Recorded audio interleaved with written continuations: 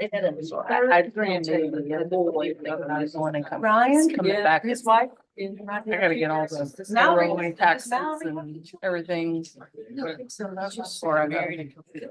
Well, actually, that's not the trick. I'm not gonna be here for the August meeting, y'all. I'm gonna be on a cruise. That's the one I gotta get everything. Okay. Oh, you're not either. Are you Oh, really? he is here. Okay. Same one? I'm going to Scotland. We're both going where it's cold. Okay. Are y'all ready? Yeah. Fran, we ready? Is Kelly there? He's coming all right now.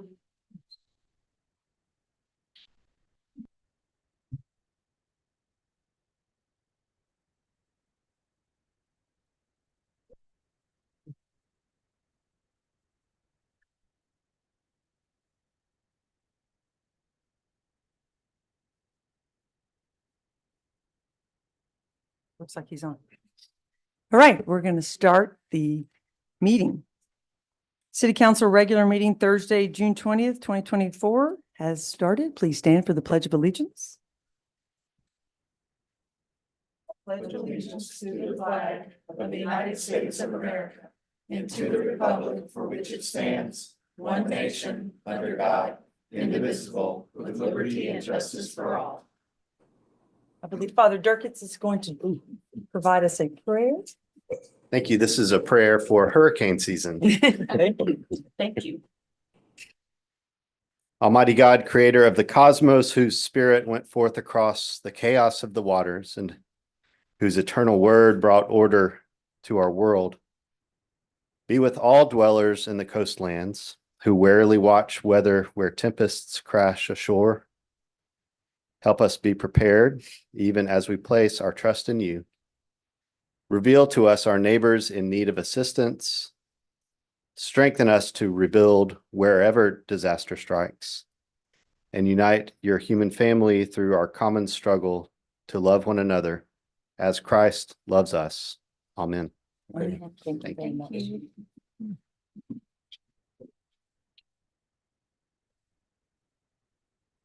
Okay, we're going to open tonight with item number 3, which is a public hearing.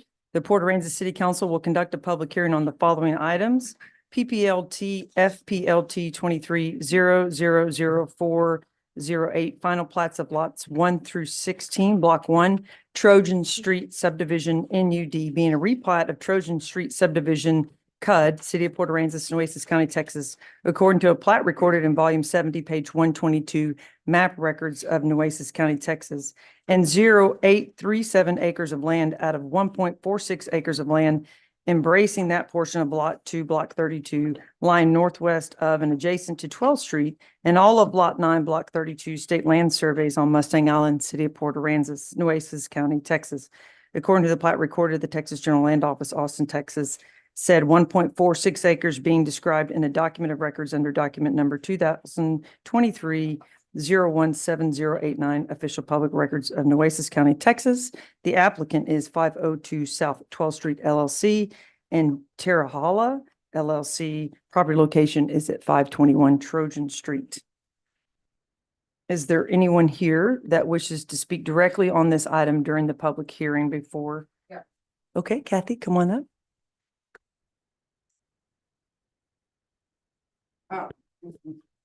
Hi, I don't know if I should give these out now because it kind of pertains into the next roll-on subject too.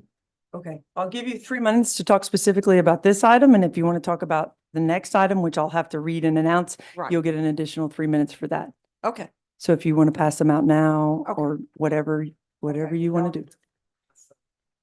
This is kind of about that. Okay. Just to be clear, it's got some stuff in there about retention areas. It also has to do with the next item, but it's just information for that. Okay, my name is Kathy Fulton. Hi, David. And I'm at 319 East Avenue B. And on this, I think my biggest issue, or one of my issues with this, is that that area there is a retention area, and that's kind of that's some of the details for the Moore Harkin thing, but this is a retention area. It's been a pond for a long, long time. It's also at times a lake. A couple of years ago, it was a big lake back there.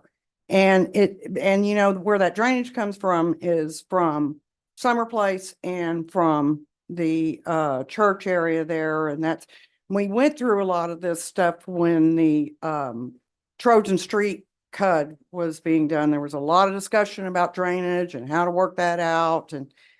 And my concern here, my biggest concern is that the engineer said we look forward to, and I don't have it in front of me, but we look forward to seeing whatever the drainage solution is going to be and how you're going to tie in y'all's packet. Well, okay.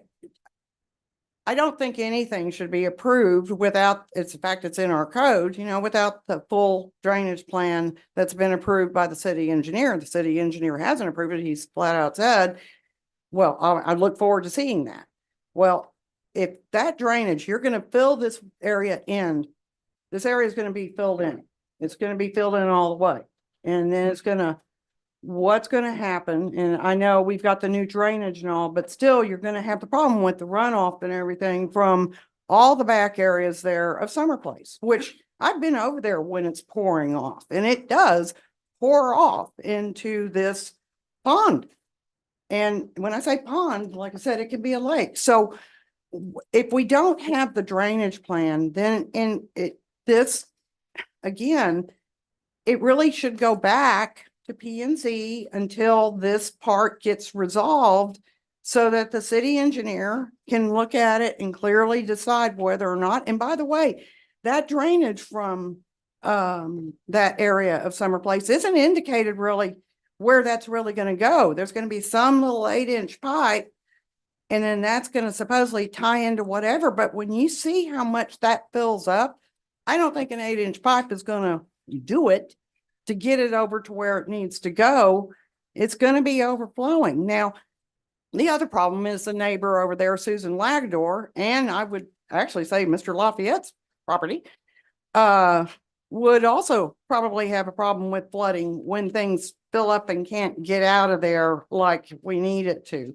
So I just think we're constantly passing stuff or approving stuff that clearly shouldn't have made it to you at this point unless something is better addressed in the city engineer. And there were a lot of questions about all this in the city engineer, but that's my biggest concern is we are removing, I'm not going to get into the wetland issue. It's not a jurisdictional wetland, but we are removing a really important retention area for that whole neighborhood.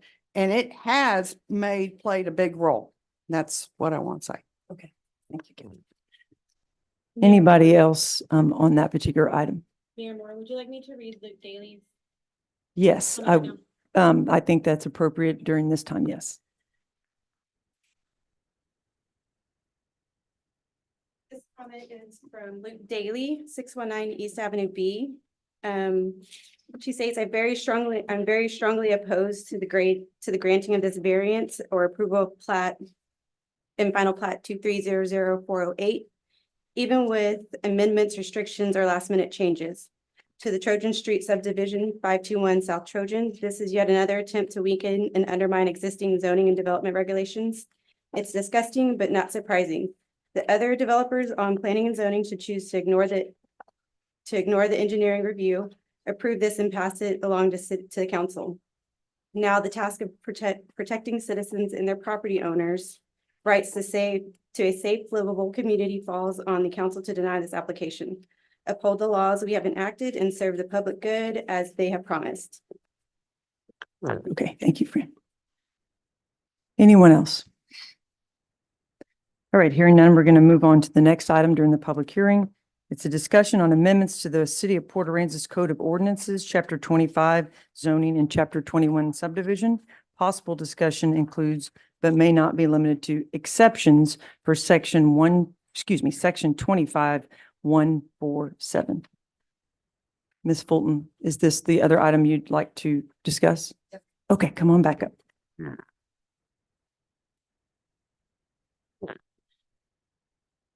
Hi, again, Kathy Fulton, and okay.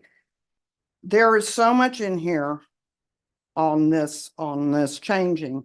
And there is a reason that we went to what we went to on densities to try to to have a little bit better control. Everything was fine. And then all of a sudden now we've decided it's a problem.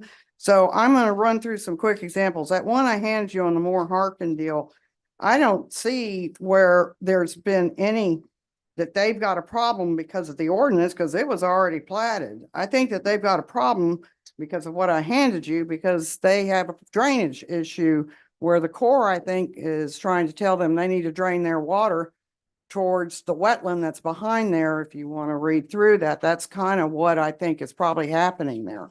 So that shouldn't be an example. The next one, over here at, the way the wording is, this would pretty much allow exceptions for anyone that wants it. That's what this is doing. And on the property that's off, the Sandhill Crane townhome back behind it, and that property, see, if this were Sandhill Townhome and that lot were still Sandhill Townhome, I would say, yay, okay, fine. I could understand that, give them the variance, let them do it, but they never platted it. All right, and so they sold it. So it's changed ownership, and it just changed ownership in October of last year. And so this isn't a developer that is currently part of the Sandhill. This is a totally separate developer. So you're going to allow us, someone that just bought something without doing their homework, and they're penalizing that they're saying it's the city's fault. It's not the city's fault, because I know this person was well aware of what the lot size requirements were and everything. And I don't care if they supposedly put utilities in or whatnot. My question would be, how was that even done without a permit when there wasn't a plat in the first place? So the next one, so again, this is a workaround. All we're doing is we're working around the current code and ordinances that we shouldn't be. And there should be just a workshop discussion about this rather than trying to have agenda items where you're approving something. There needs to be a workshop so that there is a better discussion going on about what's being entailed here. The other property that I've already expressed, I'm not actually worried about the other property over there. It's Mr. Gabbitt's property. Okay, this property apparently was platted back in the 80s. And it was platted back when it was 5,000 square foot lots. So why is that a problem now? Okay, why is that a problem now? Even if it were, I mean, he did it back in the 2000, those buildings were put there in the 2000s. So it shouldn't be a problem for this to be, I don't even know why this wasn't grandfathered in the first place. We don't need 5,000 square feet per unit. Let's just be clear about this. Like the Palladium, that was done at the 3,000 square foot lot size, but those units are what, 750, 1,200, 1,500. So those all conform. That was all okay. So this is long-term housing that was established, has been there. So this is the one that, and it is contiguous, and it's been the same owner, and it hasn't changed hands. Okay, and by that I mean it hasn't changed hands since 2021. So I think we need to do a workshop. This is too much to just jump in here and start giving exceptions to everyone that comes in and asks for it. And that's what's going to happen. Thank you. Okay, thank you, Kathy. Anybody else on that item? Okay, oh, okay. Put that on my card, I think. Yes, ma'am, you actually put it for during citizen comments, but you're more than welcome to do it now. Okay, good. Sure. Well, I don't have any formal comments. I just took the article that was quoted by Nicole. And I have questions about this article. Well, I'm sorry. My name is Lisa Turcott. I own a house at 305 Avenue J, and I live at 200 North 12th Street. And I was here in the summer of 21 when the ordinance changed from 3,000 to 5,000. Somewhere in here, it says that when the council passed the ordinance, it took about 40 days for the measure. In my opinion, that was done really quickly. Well, it was all legal because we had an attorney on y'all's city staff. So I don't know why that's being questioned, but I guess you do. But it was legal at the time to change it from 300 to 500 square feet. The reason why we did that, or why I wanted that, was because of density. All of y'all realize, and those of you that know me know that I'm always talking about the density. Anyway, going back to this article, I believe that Mr. Gavitt should be grandfathered in as well. He's owned that land since the 80s, and he's stated all along to the city. Nicole knew that, Dave Parsons knew that, I'm sure Rick Adams knew that. So why does he have to fall under the 3,000 square foot if he started out with the 5,000 square foot? Okay, the article goes on to say the developers recently have been at a standstill with developing property they had already started to develop because of the 5,000 square foot requirement. How many developers? I never heard about any developers. And I know that y'all can't talk to me and you can't answer that question, but I think the city and everybody in this room needs to question, who are the developers? I bet you on one hand, I could name who they are because those guys have ruined my life on Avenue J. So I just say that this article is very much in favor of developers and screw the citizens or our feelings about how we see. Then it goes on to say, so how many developers? I'd like to know. For example, Nicole says that Cinnamon Shore and Palmilla Beach are PUDs. Well, if they're PUDs, I'm the president of the United States. I mean, PUDs are supposed to be affordable housing. I don't see any affordable housing in Palmilla or Cinnamon Shores. And if anybody does here, good. I just don't think that's happening. This can make it harder for developers to address the affordable housing shortage in town. I don't know any of these developers that are being referred to in this article that need these ordinances changed back to 3,000 square foot, but people that are into density. Density, density, density. That's not what we're about. This can make it harder for developers to address the affordable housing issue. What size lot do we need for a dwelling unit? How do you want the development in Port Aransas to go? That's what Nicole says that we should be asking the city.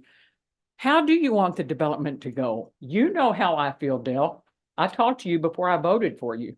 Joellen surely knows, Tanya knows, Wendy knows.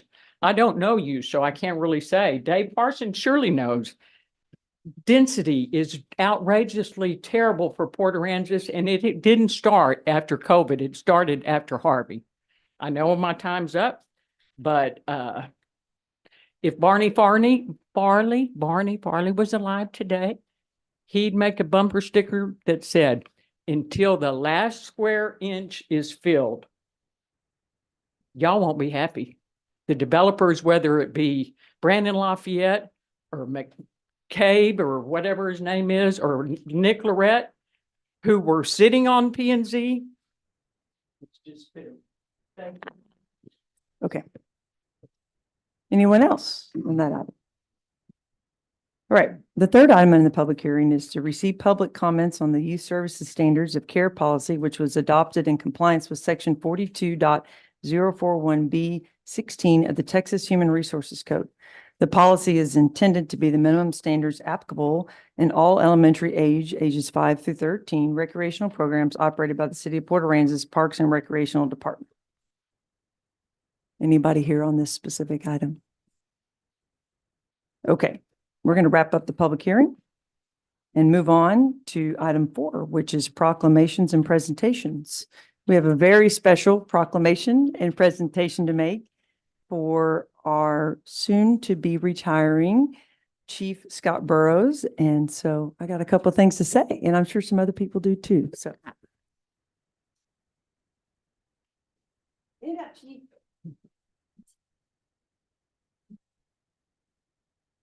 Why? Because it's burnt orange? Yes. Chief, I have a proclamation for you. Allow me to read it. Whereas we are here today to express our appreciation to Police Chief Scott Burrows and honor him for his 15 years of dedicated service to the city of Port Aransas. And whereas Chief Scott Burrows began his career as Chief of Police in the city of Port Aransas Police Department on January 5th, 2009, and has since protected our community with honor, integrity, and professionalism. Whereas Chief Burrows has fostered a culture of excellence and accountability within the police department, significantly enhancing public safety and strengthening community relations. And whereas Chief Burrows successfully led initiatives to expand our department's workforce, by recruiting and hiring qualified officers, ensuring that the growing demands of our community were met with skill and dedication. And whereas Chief Burrows demonstrated exceptional leadership by guiding the city of Port Aransas through Hurricane Harvey, which I'm sure you don't forget, and its aftermath ensuring safety and resilience in our community. And whereas Chief Burrows' unwavering dedication to justice, fairness, rule of law, enhancing staff levels, improving officer quality, and updating policies has earned the respect and admiration of his colleagues, city officials, and citizens alike, leaving a mark on our city. And whereas on behalf of the entire city council, I want to express our sincere appreciation to Chief Scott Burrows for his loyalty and service to the city of Port Aransas, and we wish him much happiness as he begins this exciting new chapter in life. Now, therefore, I, Wendy Moore, Mayor of the City of Port Aransas, do hereby proclaim June 28, 2024, Chief's last name, as Chief Scott Burrows. Congratulations.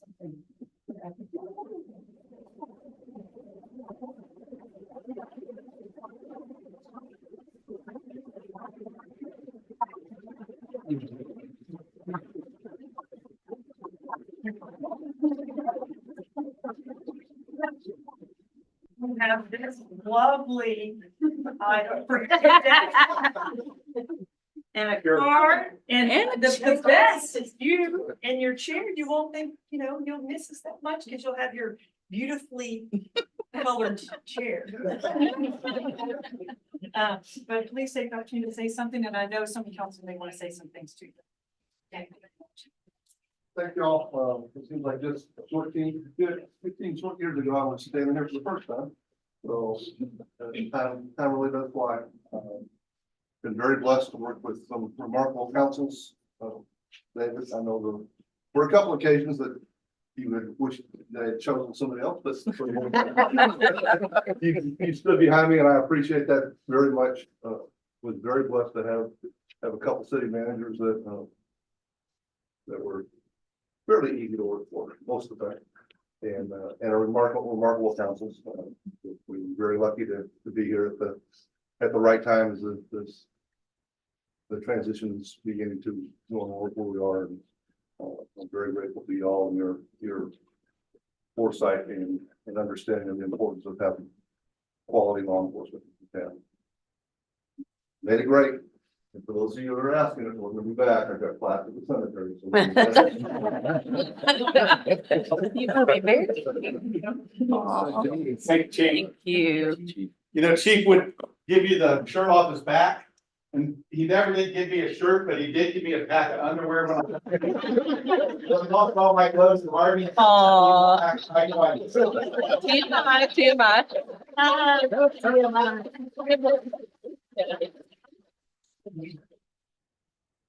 I'd like to say thank you for your service to our community and being a friend, and your lovely wife being a dear friend. Yes, you stand up too. Yeah. Don't cry. This is the they say behind every good guy is a great woman, so she's a great woman. Anyway, thank you, and you're definitely going to be missed, both of you.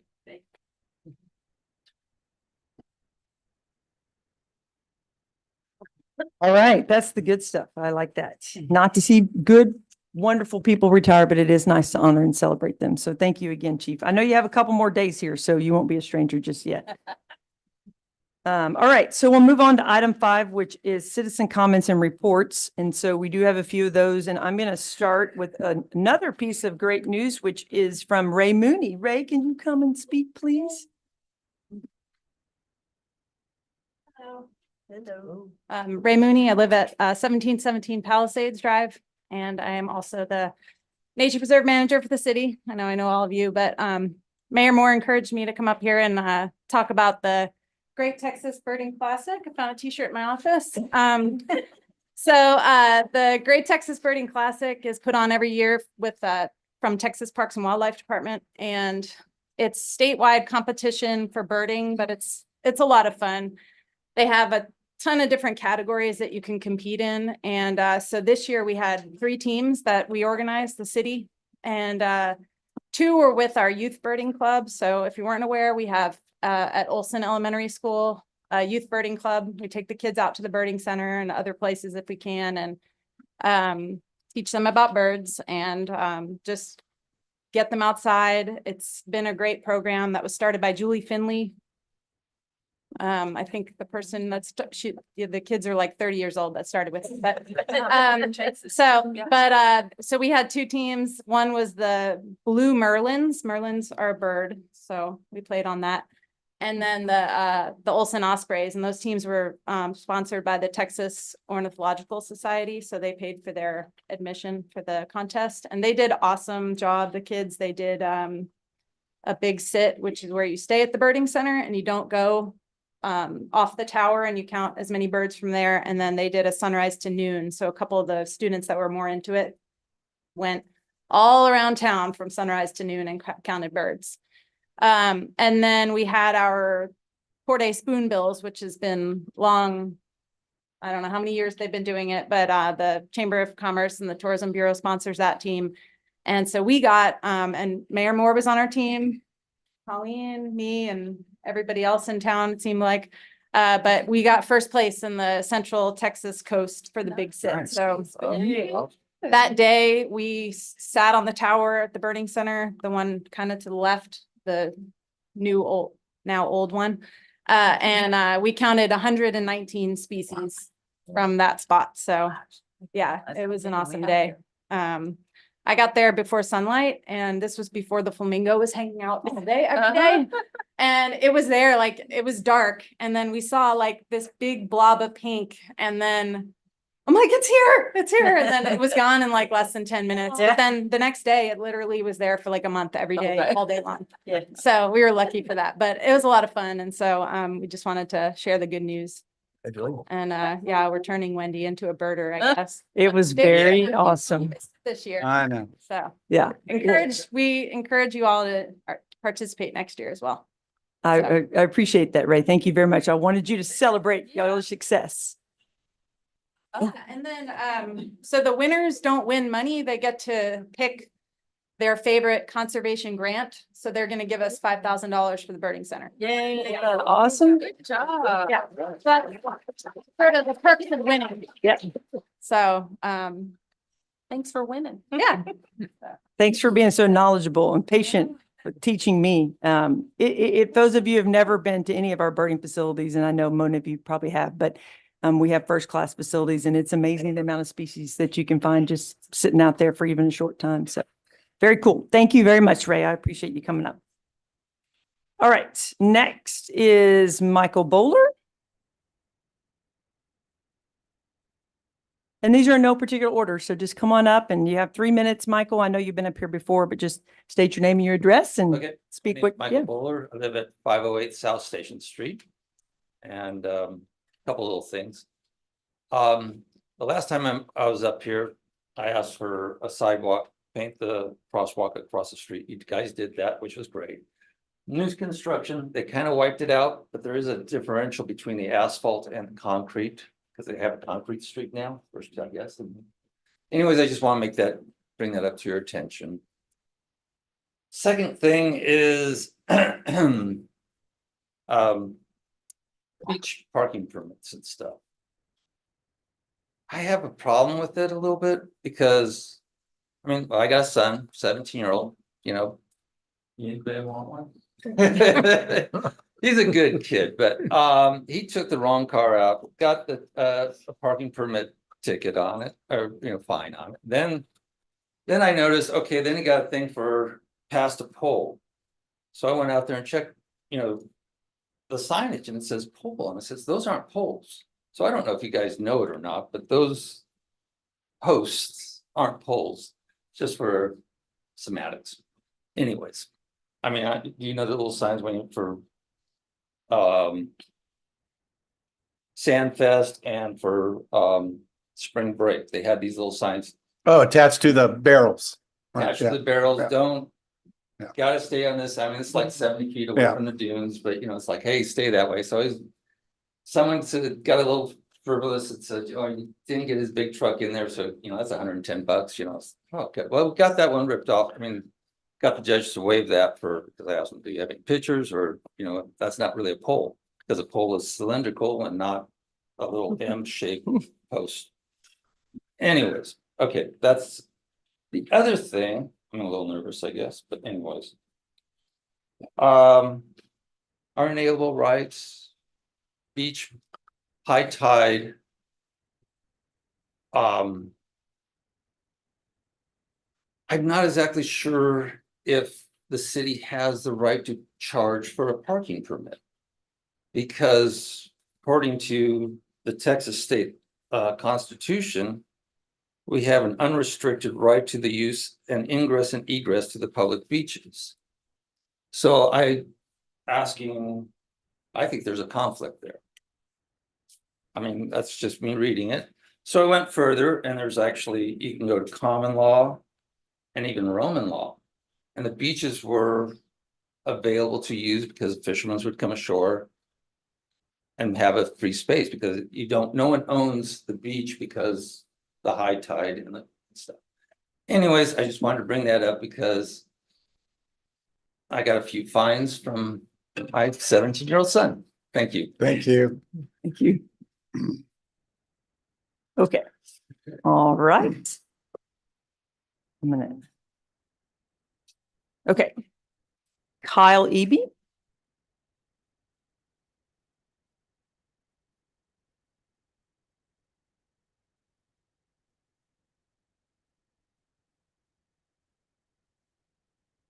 Thank you, Mayor. Mhm. My name's Kyle Eby. I'm a local here.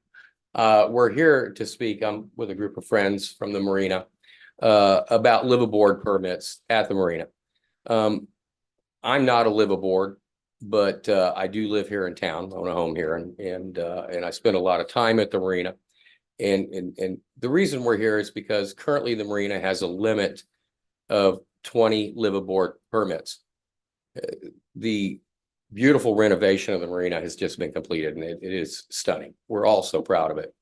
And being a tenant here at the marina, I'm just thrilled with everything you guys have done. But we're asking tonight if we can increase that number of liveaboard spaces by 5 to 25. We feel like the liveaboard tenants at the marina are the greatest contribution, one of the greatest contributions, in addition to the wonderful staff, to maintaining the community security and safety of the marina.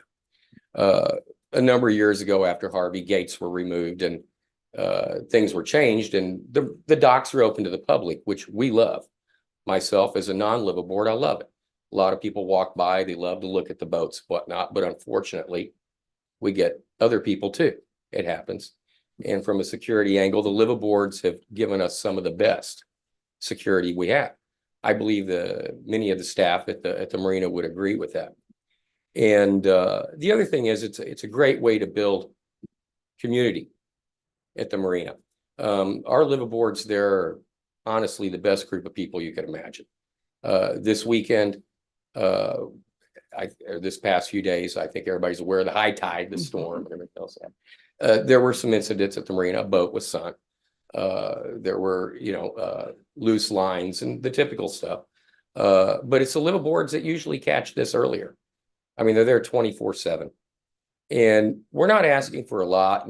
And sure, I have some friends who recently arrived here from cruising, and I'd love to see them be granted that status. I also have an elderly friend who his boat is his home, but he can't live aboard it because he's restricted from that right now. He's 81 years old, but that's where he would like to live. And I think we have an opportunity to open that up by 5 more slots and see how it goes.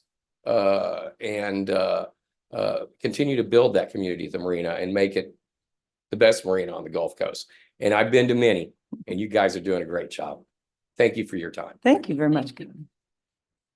All right. Next is Dallas Shaw. Is that correct, Dallas? Okay, I just want to make sure I read that correctly. I'm Dallas Shaw. Me and my wife, we travel roughly 2 years at a time. We travel, and we come back for about a year and work locally. But we've been all over the Gulf Coast, every state: Louisiana, Alabama, Florida Keys, Bahamas, like all over the Gulf of Mexico.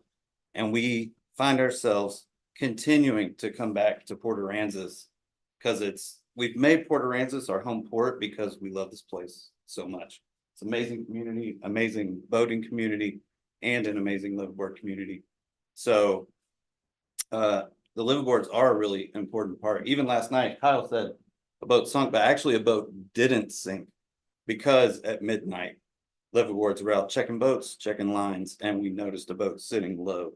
So we pumped it out, and so the boat did not sink because of liveaboards. So I also would like to see if you guys could raise the liveaboard limit from 20 to 25.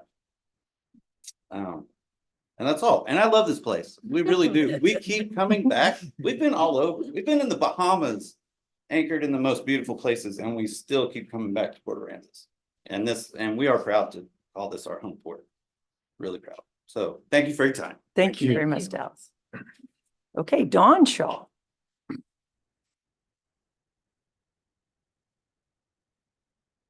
You did list an address, so you don't live in the marina, you live No, somewhere ma'am, else? we do Okay, not. okay. Hi, thanks for having me. My name is Dawn Shaw. I just want to set my timer if that's okay. Well, it is what it is. Okay, my name is Dawn Shaw and I'm at 312 East Roberts. My proposal to council today is that we increase the liveaboard slips from 20 to 25. We love our liveaboard community. They provide the safety, the neighborhood watch, the eyes and ears of it. They're the first to alarm. They're the first to respond. And I don't know if you guys remember Pensie's about 2 years ago that ran aground, that huge 90-foot boat. It was in the paper. My husband was the one that was up underneath that boat and other liveaboards and before Coast Guard arrived and actually helped save that boat. All hands are on deck whenever weather arrives, checking dock lines, biminis, water lines, catching that boat last night from sinking, and also picking up trash in and out of the water. We just love the liveaboard community. We would like to join and be able to be a part of it by increasing it from 20 to 25. And like my husband said, we've left Port Aransas several times, been in the Caribbean, Bahamas, all over the Gulf of Mexico. We've gone almost 10,000 nautical miles, and we always come back here. This is a gem of a community. It's a gem of a marina, because this is our home. It's our permanent home. And then let's see, I already said that. So I also know 2 other boats that are here that have also been previous liveaboards who have returned from cruising because this is a gem of a community, and they have also expressed interest in getting a liveaboard slip. The new facility has been completed. There was 1 shower before, and now there's 5, and there's 6 restrooms. So I would like to hear a motion today by council on increase of the liveaboard slips from 20 to 25 before the day is ended, or the meeting, and I intend to vote on it for the next election. Thank you for having me. Thank you. Okay, next is Cherie Thoreau. Terrio, I apologize. I know who you are, but I apologize. I've said it wrong. So You said my first name. yes, So that's. thank you. My name is Cherie Terrio. I live at 301 J.C. Bar Boulevard, slip 508. Yes. And I'm here to talk to you about the liveaboard community as well. When we first came in and we moved over to Port Aransas, like Dallas and Dawn, we've been to the Bahamas. We've been all across the Gulf Coast as well. And we like Port Aransas. We always wanted to live here. And so when we got here, I was a little bit concerned about the speed in the harbor. And I'm a kayaker and a paddleboarder. And I went to Dan Bond, who was the current harbor master. And I told him, I said, I would like to talk to the city council about trying to enforce the speed in the harbor because it's dangerous. And he said to me, what he told me was, if you go and you complain, the city council will tell you that we're going to get rid of all liveaboards because they think that you are nothing but a bunch of drunks who live on derelict boats. And there are derelict boats in the marina. That is true. A lot of boats out there that are, but you know, and Port Aransas is known as a small drinking community with a fishing problem or something like that. So I'm kind of thinking that, you know, whether I drink or not, it doesn't matter. Anyway, so that was kind of the attitude that we were given. And I want you guys to know that we're contributing people not only to the marina, but to your community. We work in your shops, we work your elections, we have retired doctors, retired engineers, we have firefighters, we have people who work at your IGA, people who work at the post office, who live in the harbor. We are not a bunch of derelicts. I mean, there are derelict boats, but they're not ours. So for me, I don't understand the mindset of why you would even limit the number of liveaboard slips. If you have a nice boat, people who pay their bills and are good citizens of your community, why would you even limit us? If they say to 25, I say if there's empty slips, why not allow people, especially people who are out cruising and come back and looking for a place to find a safe harbor during hurricane season? I mean, it would be nice to be able to have as many. I mean, right now, we're the only liveaboards on our dock. And it would be nice to have others. I mean, everybody has come in and left and gone cruising. So I would request that, you look at that, because we are a good community. Hey, we also pick up trash out of the park, out of the water. My husband was fishing. What was it you were fishing on? Logs, big logs and. Oh, yeah. Propane bottles out of the water this morning. And so you're right. We're the people who are there. We care about the community. So, all right, my time's up. Thanks. Thank you very much. Okay, Willie Cook.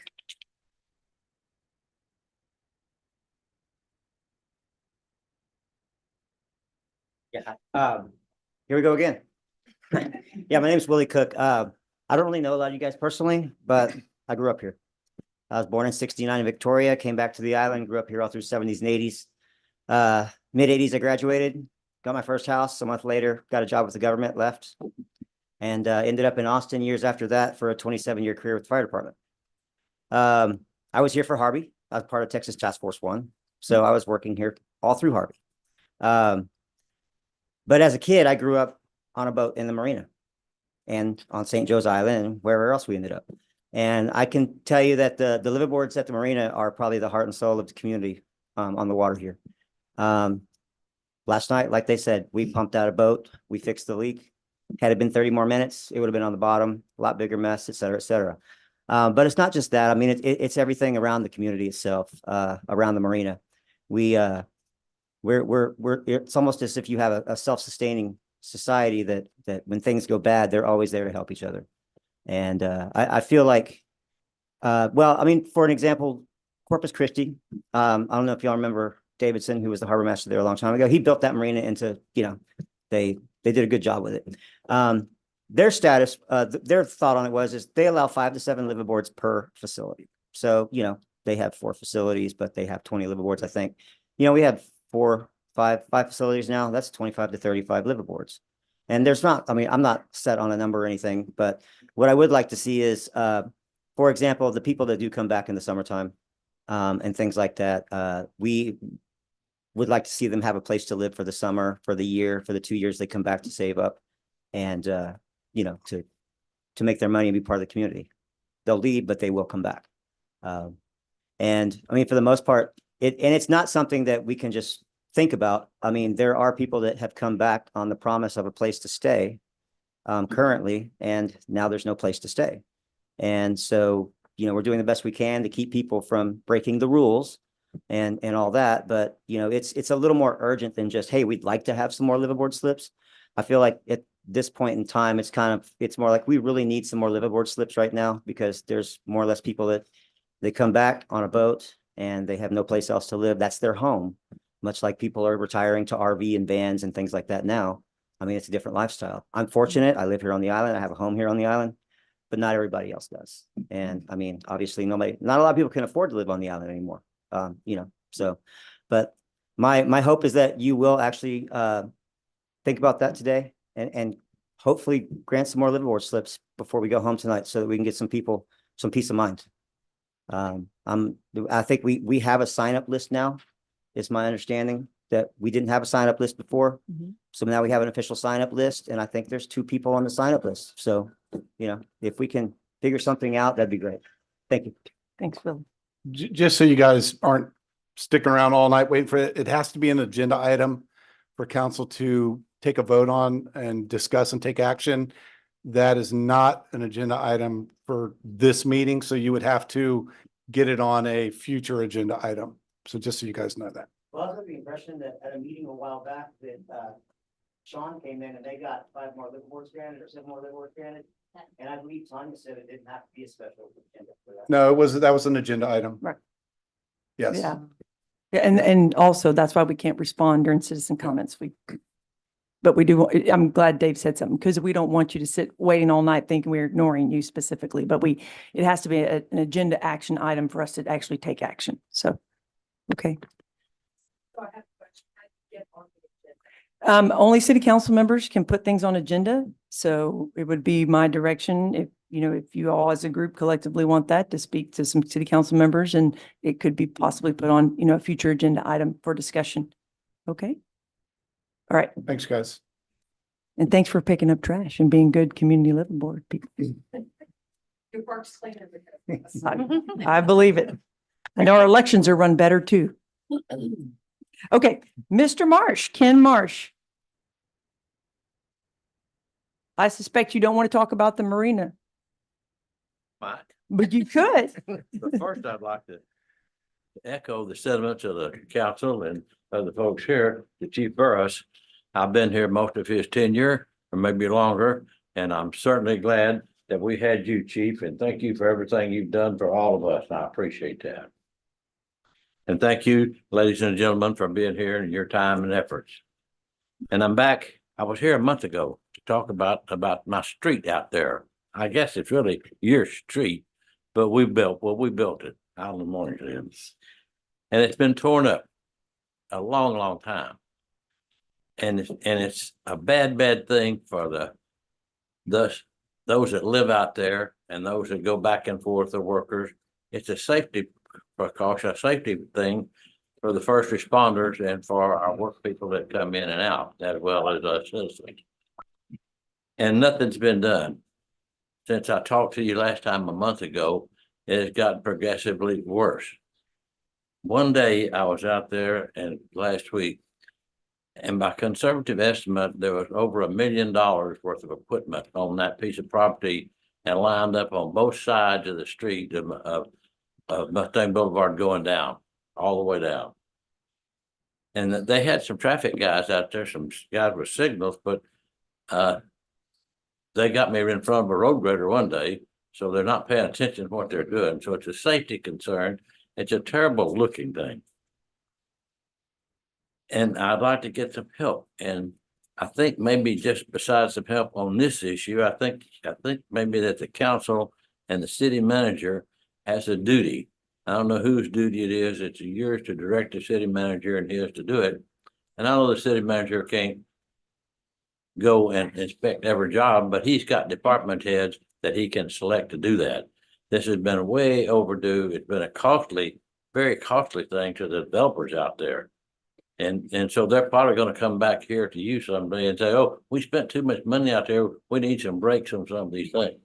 So don't let that happen. Anyway, we need to do something about that. It's a terrible thing. And there's nobody ever comes out there. There's no supervision. It should have been in their planning and the planning and zoning or whoever issued the permits to do that. The second thing about that is they're tied into our stormwater system out there. And Island Moorings dug those canals. The water in the canals doesn't belong to us, but the canals do. And they're tied in to put their stormwater off both those subdivisions out there into our canals. And without any permission from us, from the Island Moorings community, nor any permits, because I'm pretty sure that that'd be onshore waters of the federal government or the state of Texas. So I think maybe that the city has allowed them to do that has inadvertently broken the law about that. And then the last thing I gotta say is about lot sizes. I've been listening to for weeks around here. And there's probably a simple solution to the lot size thing. Anybody that wants to build a smaller than a 5,000 foot lot, let them do it. But just make sure they got 5 parking spots and they can never, ever, ever short-term rental it, ever in the deed. Thank you. Thanks, Ken. Nicole or David, could y'all get with Mr. Marsh and let him know what the It is schedule scheduled is? for next week. Yeah. Cement stabilized base and paving. It's scheduled next week, cement stabilized base and paving.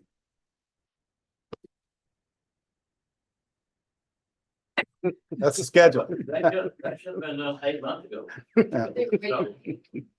Hey, maybe I've been here last time and did do something. Thank you for that. Nicole or David could probably give you more of the details, sir, but yes, it's coming. Sorry. Thank you, Mr. Marsh. Okay, Cliff Strain, you're up next, sir.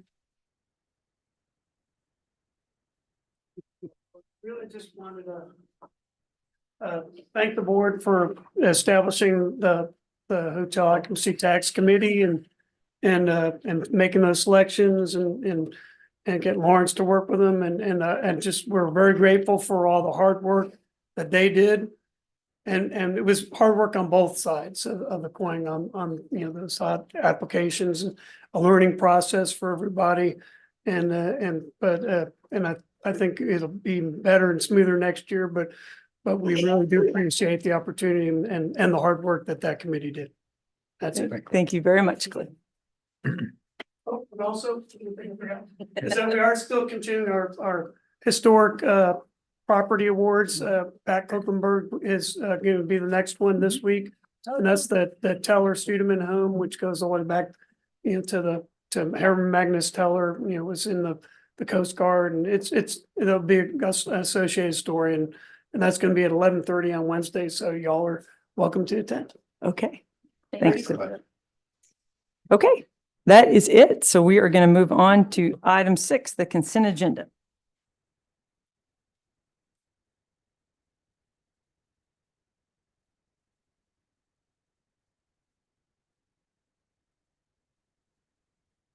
All right, has council had a chance to review? Are there any items you wish to pull, or do I hear a motion?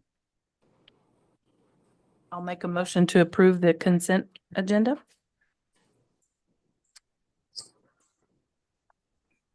I'll second it. All right, there is a motion and a second. Any further discussion? All right, Fran, please call the roll, and don't forget Mr. Owens, who's on Zoom. Councilmember Crawford? Yes. Councilmember Chambers? Yes. Councilmember Krieger? No. Councilmember Whitten? Yes. Mayor Pro Tem Owen? Yes. Mayor Moore? Yes. Motion carried. Okay. That was a yes. Yes. Okay. Item 7, which will start with item D. We're going to discuss and take appropriate action on PPLT FPLT 24000408 preliminary and final plat for the Trojan Street subdivision NUD lots 1A, 1B, 2 through 16, block 1. The applicant is 402 South 12th Street LLC and Tarhala LLC, property located at 502 12th Street and Sea Island Drive, Trojan Street. Okay, so most of you are very familiar with the Trojan Street CUD that was approved back in 2021, fully built out. The houses haven't been built, but all of the infrastructure, utility work is all there. This plat is looking to add a section onto that plat. The current section that they're trying to add on is a landlocked piece of property. So it's behind a house that fronts on 12th Street, but it is a separate lot. And there's no street frontage anywhere except to come from this CUD street. In order to do that, the whole plat has to be redone, which means you have to vacate the current plat and redo the whole thing. Because of the guidelines that were put into place in 2021, the CUD can no longer be redone. So in order to do it, it is going to require a variance to reapprove the approved CUD and to add this portion onto it. As a NUD. As a NUD. The portion that's being added onto it is all in conformance with our current guidelines. They're just asking for a variance to allow the approved portion to remain the same. All of our utilities have approved. I apologize that the gas departments wasn't in there. That was overlooked, but we do have that approval on it. City engineer did go back and forth quite a bit, discussing the drainage plan here. They had some different ideas at the beginning. They wanted to do some on-site detention. Our city engineer really didn't feel like that was going to work. He asked them to kind of take into account the runoff drainage from the summer place, and to put it all together. And he really recommended underground utilities to go from that section all the way down to Avenue E. So storm pipe underground rather than just ditch work to get there. They've agreed to that. So that preliminary, our city engineer has said that that preliminary design will work. Obviously, it needs to be looked at in much greater detail when the civil plans come out. But So it that- would directly tie into the new FEMA GLO project, the Avenue E project, which goes from the concrete ditch towards Allister and then continues on to Trojan. So this system would directly tie in underground from the NUD down to Trojan and then east to Avenue E and tie into the new concrete box that is being installed at E and Trojan. So even kind of an upgrade from what is there right now, because that Trojan Street just runs through the ditches. So all of this being underground, I think would be a benefit. But it does have to come with a variance because that cut is not allowed. Planning and zoning went over everything. They did find the hardship that was there because that property is landlocked. There's no other way to develop it without using that CUD street, that private street. So they all unanimously approved it, and you see forth it before you today. We have we have the developer here if you have any questions, or if you have any questions for me. So the drainage problem has already been addressed and. Correct. So, Right. so having a very detailed set of drainage drawings takes an enormous amount of work from an engineer, comes at a fairly high cost as well. So they do the preliminary design. They, come up with those calculations like engineers do, put that together, but they'll have a full set of detailed drainage drawings that, will kind of mirror what they are saying in this preliminary design. And so that'll come forward, and before that can be installed, it has to be reviewed by our city engineer.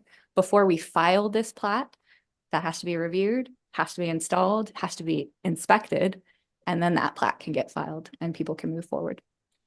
And the additional lots that are being added to this, they're not 3,000 square foot. They are not. All the additional land that's being added conforms with our current guidelines. So I guess I had a couple of questions for Brandon because. Sorry. No. So you bought that house a year ago or so, Yes, ma'am. and it was all one big lot? Yes, ma'am. And then Well, you it's technically a couple lots, but it But is then one you split it piece. into the lots, No, right? ma'am. The back lot? No, ma'am. You're It's telling me actually it a was all couple. one big lot? It's, how do I describe it? It's a big lot, but it is one piece of property, but it is technically two. I believe that's right. Yeah, there's two Mustang Island State Land Survey tracks. The portions, the front portion contains the existing house, all the back concrete area, pool and pool house. And there's kind of a jagged line, and then back behind that is a separate lot identified by Nueces County Appraisal District as a remnant Mustang Island Survey tract that is undeveloped. Right, so the owner before, it wasn't one little big lot. No. Yeah, I know, I know. But I mean, it's this. Same owner. lot, This is all one lot. So he's just taking this lot and dividing it into. Yeah, I separate lots. understand all that, But it's because I already, thought at one time the house and everything was one big lot, from what I understood. Okay, thank you. You're welcome. Anyone else while I'm up here? I know. Yeah, Brandon, and then looking at this, I'm on, let's see, page 51, looking at the drainage and the stuff you're adding. And so what we're talking about, the variance being is that, so we're looking at lots, the 1A, 1B, going through lots 2 and 8, and those were originally, so with this variance and under the current codes of the 5,000 foot, then you're wanting to keep those lots at the existing and what they originally platted at was that 3,000 3,400. or 3,400. And so the variance would be then, it would, because by the current code, it'd all be 5,000, everything had to be 5,000. So obviously the new proposal of the lots 10 through 16 would be at the current 5,000 square foot. And then with the variance in place would be the lots that we're talking about there would be. Right, what lots they're- 2 through 8 2 would through be 8, the okay. existing legal non-conforming lots. Okay. And that's basically keeping it the way it was. Correct, yeah. And what utilities are on those lots? One. Water, water, sewer, I don't know. Everything to build a house. So water and sewer. Water, is sewer, already gas, there. electrical. This is not And a carving driveway. up 3,000 square foot lots just to No, they've already put more done that. houses. This is ready to go. Yes, sir. That was done legally at the time. Now it's modified. The codes have changed. And so I'm trying to do mine legally at this time, but I've got to connect it to something, unfortunately. And when the engineer, there's not going to be a detention pond. No, sir. It all's going to tie in. Yes, and in the design, the city engineer asked us to take into account, which Nicole alluded to. The drainage coming from Summer Place, and so we've already done the calculations. He has done the calculations. I don't know what he did, but he's done it. And city engineers looked at it and said, okay, everything's looking good.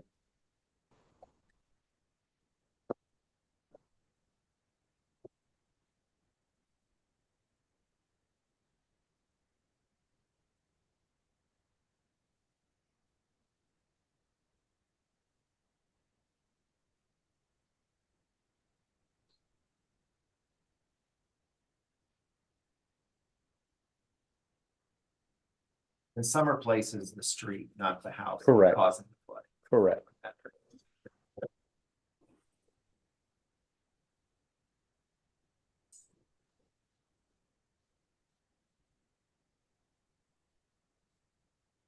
Looking at the hardship portion of the land, there's really no way to, yeah, I mean, we're looking at, I got a picture here, and so there's really no way, you're basically gonna have to tie in with Sea Island Drive, is that correct? Correct, yes, sir. There's no way to access it from 12th. The only way to access it is from Trojan, which is down Sea Island Drive.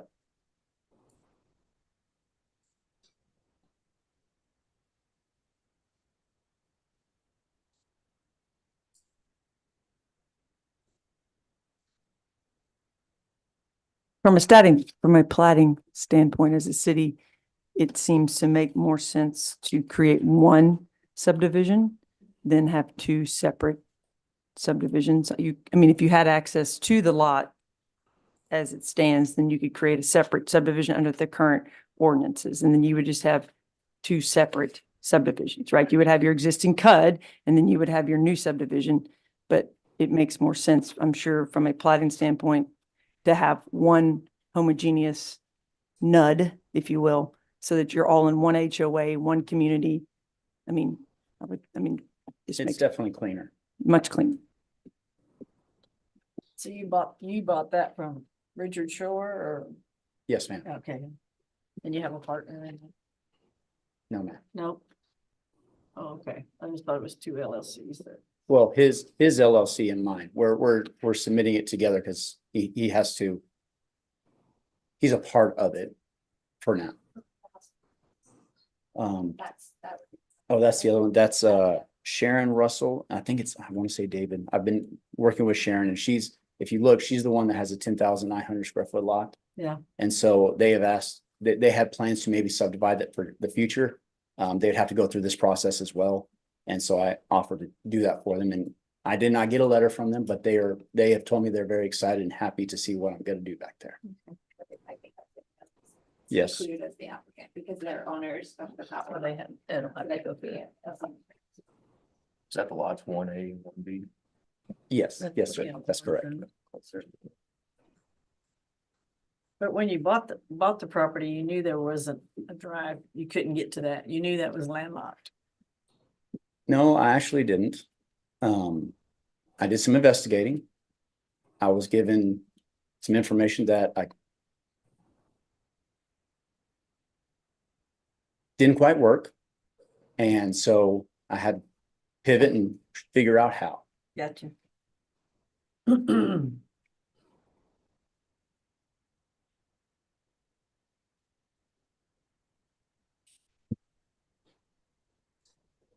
Y'all have any other questions for Brandon or Nicole? No.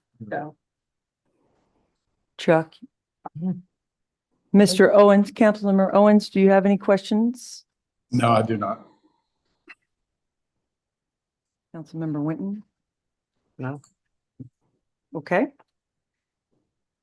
All right, hearing none. Thank you, Brandon. Thank you, Brendan.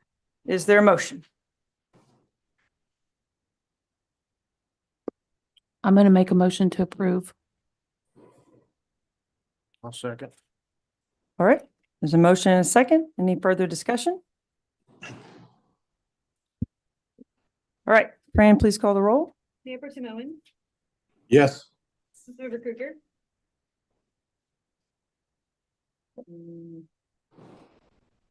Yes. Councilmember Chambers, Yes. Councilmember Crawford, Yes. Councilmember Christensen, Yes. Councilmember Whitten, Yes. Mayor Moore. Yes. Motion carried.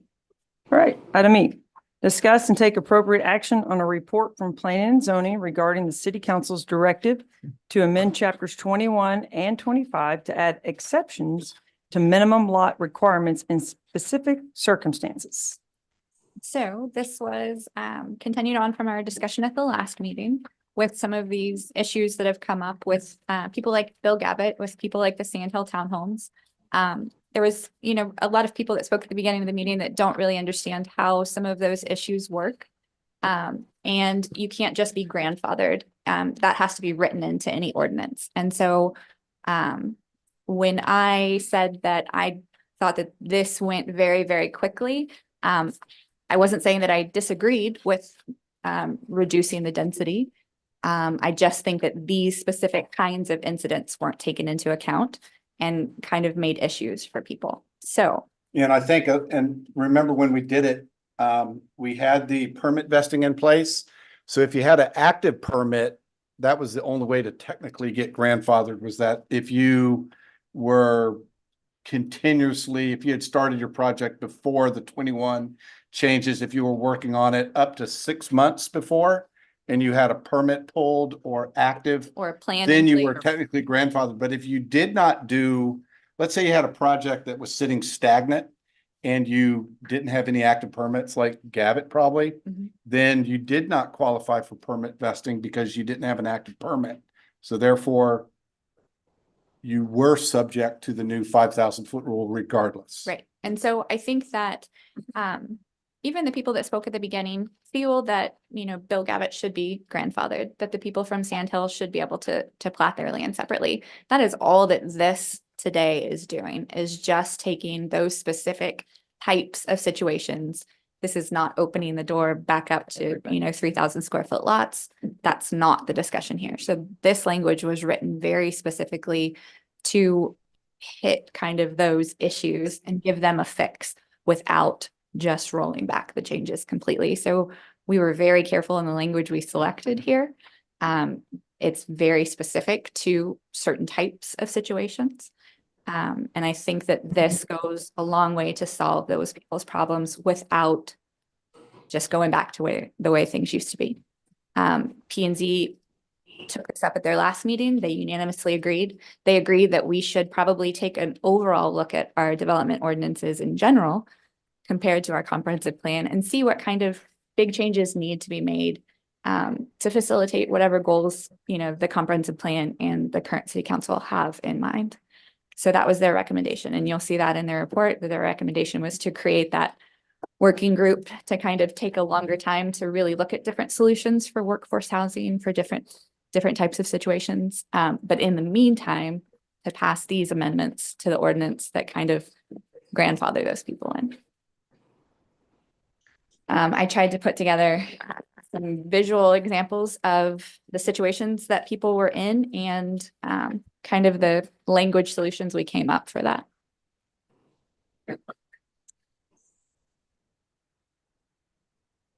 And you gave out a handout, didn't you?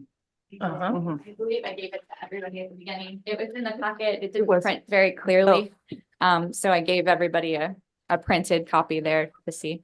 Wendy, I think it had your name on it. No, it did, but Okay. I was just making sure that what you put wasn't different than what was in the packet. It's exactly the Yeah, same. okay, It good. just printed differently Yeah. in the packet. It did, but that's okay. No, I reviewed it. And I appreciate Nicole. I think you did a good job of outlining and explaining kind of what the particular issues are. And you've done a good job explaining, not that you haven't been explaining that to us, but it is hard for the general public who hasn't been hearing about the issues and doesn't sit here every day in your job and listen to the the concerns or the problems that people have been in. But I think you guys in P and Z have put some thoughtful, solutions in to help these few cases. And then long-term, if the city council and P and Z and working groups want to decide, different density requirements, maybe exactly like Mr. Marsh recommended, who knows? But that's right. In some situations. All to be decided, right, on some longer term planning things. But in the meantime, I think this does help those people like Mr. Gavitt, because you're right. We can't just pick and choose who we want to grandfather or who we want to, just say, sure, it was 1982 and you get a pass. I mean, we've got to adhere to the ordinances that we have. And if we need to tweak them to make them work, then we can tweak them to make them work. So the initial report from planning and zoning has the ordinance language in red that needs to be changed. The additional sheets that I gave you have some extra language that we feel is probably pretty necessary to stick in there. It's written in green to kind of tighten those up a little bit to prevent unintended consequences from what we're not looking for people to do. Oops, sorry. No, Can we- go ahead. Can we talk about a couple of these things? Absolutely. Um, Yep. Like the sand hill? Yeah. Mr. Lee Scott, did y'all work something out with that whole situation? I mean. Yeah, so if you want me to speak to it, Yeah, and then if you've got yeah, extra questions sure. for him. I just From want- what I do understand, they have worked it out with the additional property owner. In order for that to work for them, this ordinance would have to be changed and to be put in place like this, so that a plat that they bring forward would work. They brought that plat to P and Z at the last council, two P and Z council sessions ago. And because like Brandon's, it required a variance. Well, in this situation, P and Z couldn't find a hardship. And so they had to deny that variance. And so that's why that plat didn't move forward. So Sandhill is relying on this language to go forward in order for their plat to go forward, for that agreement to work out with the For extra their property driveway. owner. For their Yes. driveway, yeah. So I thought that years ago, the city gave them amended plat or something, and that's where it got all messed up. Yep, so in 2005, it looked like there was an amending plat that was done that created a limits of common area line, which city doesn't look at as a property line. Right. But they do. The people that sold that property did. Even the county does. The county shows it as two separate lots, but the city doesn't show it that way. So that's kind of where the confusion started from. So y'all own the townhomes and the HOA and all that, but the original owner owned this other big plat that he sold to somebody else? Correct. But unfortunately, the original owner never did separate it legally from the townhome. So in our eyes, there is no separation from the townhome. Same owners. He never platted. You have to plat. It's the only way to subdivide land in the So city. that amended plat didn't do that? I mean, The amended. It did to them in their condo docs. In their condo docs, they're hosed. In their condo docs, the common area is cut off and those people do not have legal, it's clouded title access to get into their driveways because of what happened in the combination of that common lot that was put on that plat and the common area condo doc language. Between the two of those, it clouded title that those people have access.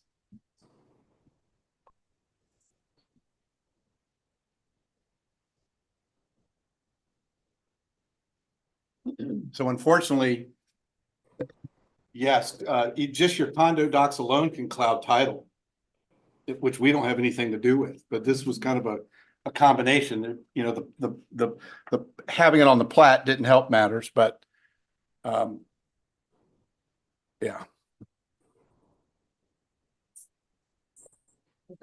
Is that? Oh, is that No. what, is that correct for you, Mr. Liska? Yes, ma'am. That's all our problems and we're able Okay. to separate from conjoined twins. Okay. Right, which is how we look at them as conjoined twins, because unfortunately, that's the law. There's a difference in ownership in property, and that's what's hard to understand. There's a difference between having fee simple separately platted and deeded lots, but when you're a townhome, you're often under a common area regime. There can be lines that designate who gets to go where, but it doesn't mean that you're not separated individuals. So Right. to Dave's point, they're still conjoined twins, and they both need this ordinance to pass so that they can separate themselves legally. Yeah. And for a whole host of reasons that didn't get done previously, and they weren't even aware that they were not separated understand legally. that. So, And, Um, and the new part that is being carved off, whatever they do has to meet the 5,000. they've got to do all their own stuff. That's a separate The deal. townhome chunk will be subdivided up to what it was originally divvied up at back in It's not- 2003. Separate it. It's Yeah. not gonna look any different. Yeah. Right. This is a. And it's a little more actually than the Yeah. 20,075 square feet that was required in the multifamily chart in 2003. So the agreement that they've come up with actually gives each one of those townhome units on their property almost 3,800 square feet versus the. Which was little bit which was higher than the original number required. Correct. For the access. Yeah. Yeah, for the drive. That's the problem. It gives them their required access. Okay. So there's not a plat for the undeveloped. at this point. No. There is not. This is just. based Uh, on the this normal So Hank, situation. there's a plat for the undeveloped land. There's not a development plan that has been submitted to us for the And it will be undeveloped at the land. 5,000, It will be It at will have to be. all of the current, all the time. right. Actually, thank you. Better. Any other questions? Thank you, John. Okay. We don't have to stop discussing the items if you have more questions, Joellen, about some of the other examples, but Yeah. I was just making sure everyone was wrapped up. And you have, Is that Harkin Moore? I mean, they want to switch their driveway. Correct. they want to just mirror So the. That's the issue number 2 on that page. Yeah, right. Have that. And then you guys understand bills, right? Yes. I understand bills, but yeah, they're mirroring it, but why do they have to move it? I mean, what's the? I think they don't like have to, I the, think they want to. yeah, they want the openness looking in the other direction. Instead of the parking lot, yeah, that's kind of.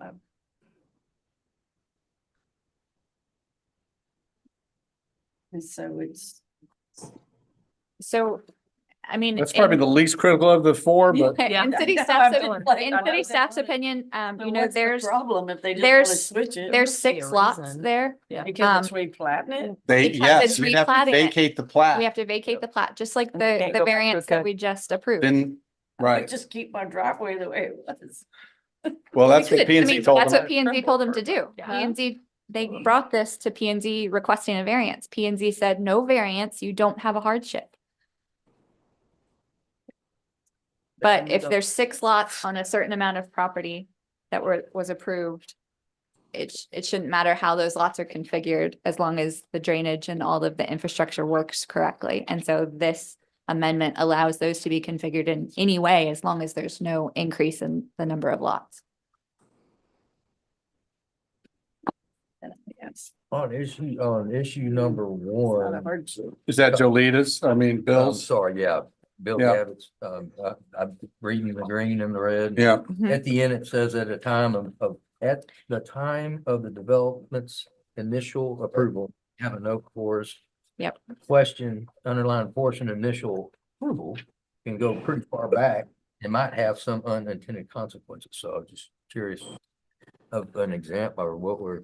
I am looking for a recommendation there on Yeah, some that's- language to put in, because going back to, the 1980s, number one, we don't want to do research and spend all of our time researching what the rules were in the 1980s when Bill Gavitt built those units. Right. But I don't know what's an appropriate time frame to put in there. Yeah, because the last one they built was 2003. Yeah. When it was still under the Yeah. The old, yeah. original multifamily density chart. So there's not many places called apartments anymore. They are apartment. They're true apartments. I mean. But they're that's what dwelling units. called. I mean, They're that's dwelling what we, units, that's yeah, true. we call them dwelling units. I know, but I mean, they are apartment like complex and.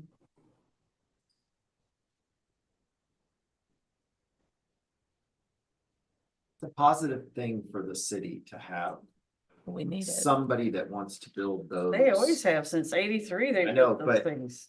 that's why we have to Well, yeah. approve just- it. right. It's a very positive thing that we would want for. So it wasn't all platted at one time, all the apartment. Even if buildings? it- No, we didn't have like a When map, they there did was it, no 82, master, 83, Mm-mm. When his dad did it. we don't originally. have any Nope. master And plan. he actually even separated the vacant land from the apartment land because there was a drainage easement that the city wanted that went along B&M Road. So it's actually two separate pieces of property.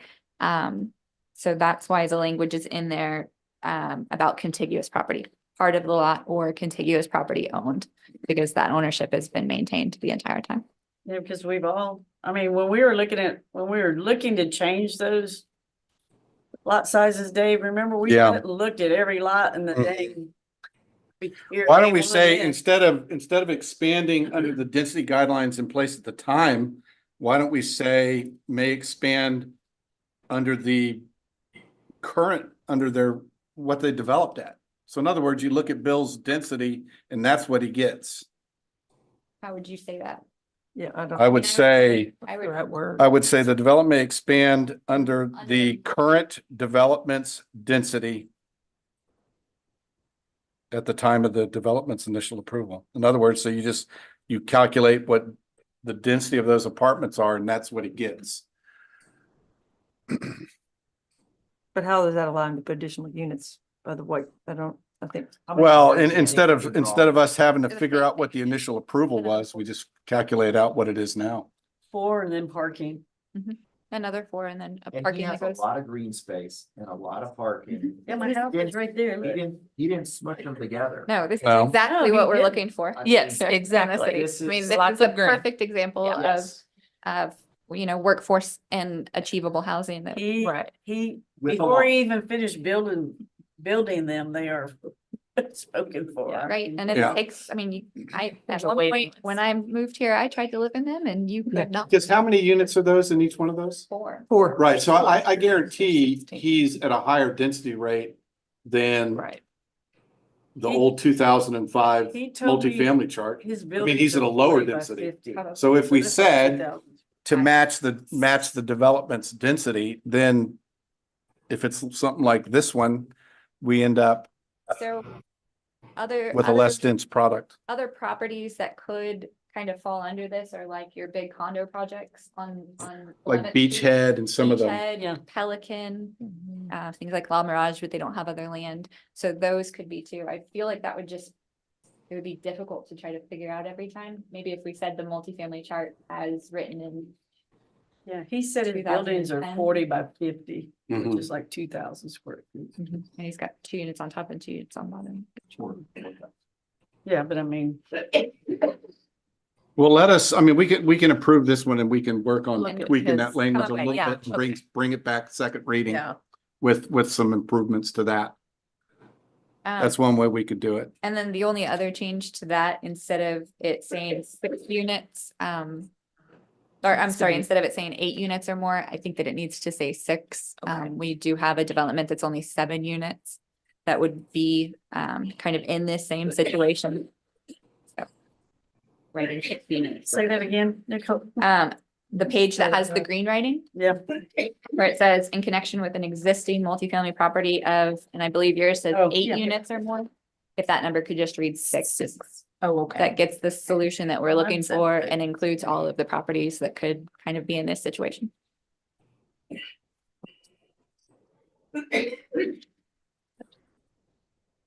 And then you're gonna change some language. We'll change that part, that portion of the end that's underlined, Okay. to, Meet the right. yeah. Mhm. And we I might. mean, I'm sure he already has plans. Have you seen this? His So no. plans not, No, okay. not drawn out Okay, plans. He came okay. to us with, this is what I want to He do. told Can I no, do so it? you And haven't he seen, was okay. told no, so he hasn't moved forward with that, but his goal is to build 4 more units, exactly like he's built Right. now with the proper amount of parking. So Okay. Right. It's almost like We can flip flop. find the man. right, yeah, Exactly. yeah, exactly. Okay. And then he had that little space right there. Yeah. right, he's got that one lot right there. Yeah. Okay. which, you know, we tried really hard to make this language so that no bad actors could take advantage of it. Right. You know, I want to go on the record and say anybody that wants to come in and kind of talk about how we came up with these rules, it is not just a rollback of the previous rules. Right. Well, and it came from attorneys and was reviewed by attorneys, not just our own attorney, but others' attorneys. So there was review. Yeah, the only one I don't see is the flip flop in the driveway.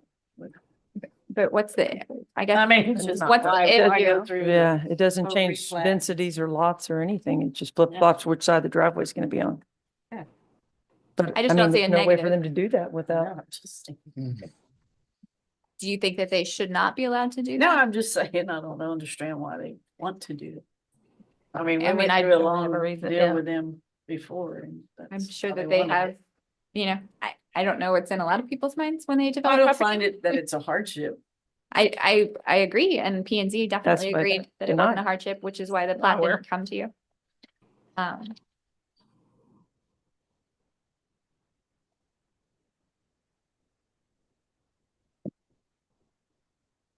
All right. Anybody have any other questions? So this is just discussing and taking appropriate action on the report. So this So then is- we'll- you'll just accept the report Right. from P and Z at this point. Yeah, item F and Those are the, yeah. Councilmember Owens, were you trying to say something? no, just, I think, staff has done a great job with this. I think it looks really good for what, what they were trying to accomplish. I believe they did. So.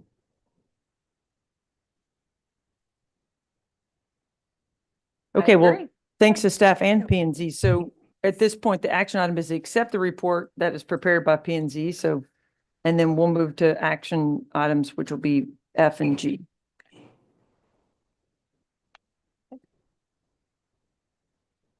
Right? Correct. I don't know if you guys have to vote on accepting that report. I don't know. Fran, do you want us to actually Yeah, vote on yes, I did. accepting the report? Okay, so there's an emotion then to accept the report from P and Z with the proposed amendments. I'll make a motion to approve with the amendments. I'll second. Okay, any further discussion? Fran, please call the roll. Councilmember Christensen, Yes. Councilmember Crawford, Yes. Councilmember Chambers. Yes. Councilmember Krueger, Yes. Mayor Pro Tem Owens, Yes. Councilmember Winton, Yes. Mayor Moore. Yes. Motion carried. All right, item F. F is the actual ordinance first reading amending chapter 25 zoning, section 25-147 lot area and density requirements and providing for severance reading and effective date. So this is just the official, first reading of that ordinance. So what is in the packet is just the red language from P and Z. What I would ask the motion to be is to also incorporate that green language from the previous handouts. Oh, okay. Does anybody have any questions about that? Okay, is there a motion? I'll make a motion to approve and to incorporate the green language as previously stated. I'll second. Okay. There's a motion and a second. Any further discussion? Hearing none. Fran, please call the roll. Councilmember Winton, Yes. Mayor Pro Tem Owens, Yes. Councilmember Krueger, Yes. Councilmember Chambers. Yes. Councilmember Crawford, Yes. Councilmember Christensen, Yes. Mayor Moore. Yes. Motion carried. Okay, item G, first reading amending chapter 21 subdivision section 21-127 lot dimensions and chapter 21 section 21-243 minimum requirements and providing for the severance reading and effective date. And this just cleans everything up. The bulk of the ordinances are in chapter 25, section 147. But in chapters 21, 127 and 243, it does reference the 5,000 square foot. So we just put in or as allowed by the amendments that you just approved. So it's very simple language in there that just incorporates what was just approved. Any questions? I'll make a motion to approve the proposed amendments to chapter 21. Second. All right, there's a first and a second. Any further discussion? Hearing none. Fran, please call the roll. Councilmember Krueger, Yes. Councilmember Whitten, Yes. Mayor Pro Tem Owen, Yes. Councilmember Chambers, Yes. Councilmember Crawford, Yes. Councilmember Christensen, Yes. Mayor Moore. Yes. Motion carried. All right. Okay, thank you very much, Nicole, for your items. Item H is a resolution approving a change order request 001 for the Public Safety Building Project awarded to Victory Building Team in a total amount of $91,051, authorizing the future budget amendments for fiscal year 23-24 budget and authorizing the city manager to sign all documents associated with said change order. Hello, Rob. Evening, council members.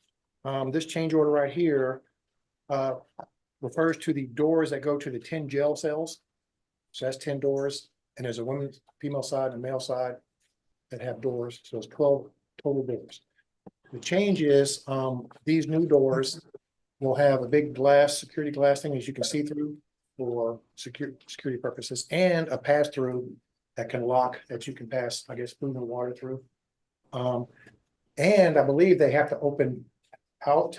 Yeah. Instead of in. Yeah. For security, police security reasons. That's not ADA, but that's how those doors are supposed to be. And it's expensive, especially the frames are I saw the invoices are crazy expensive.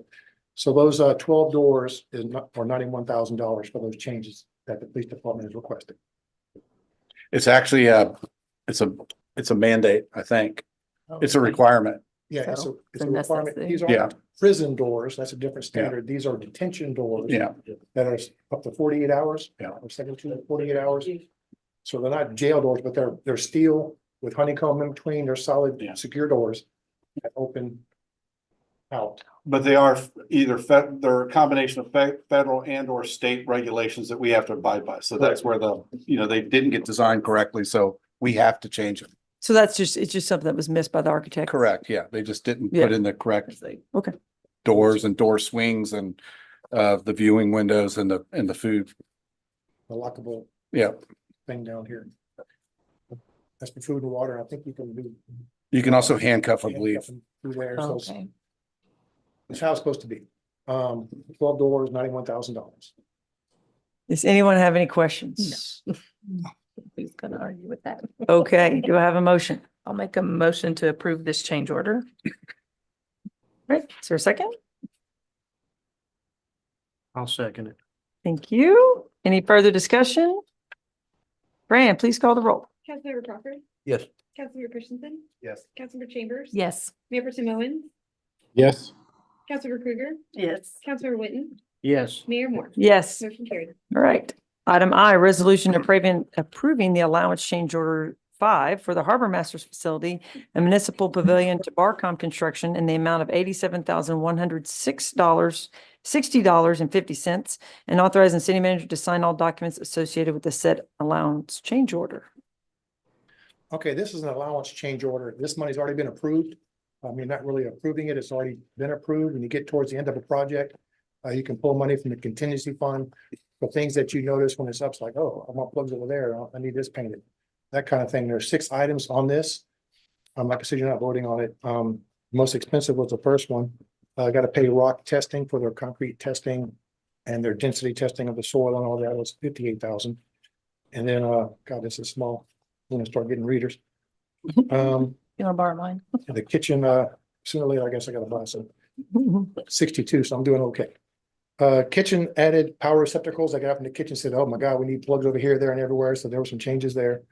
The pavilion fan lights, those 7 big fans, they got really big, really bright lights, and they put them on, they want them on individual controls and they want them on dimmers.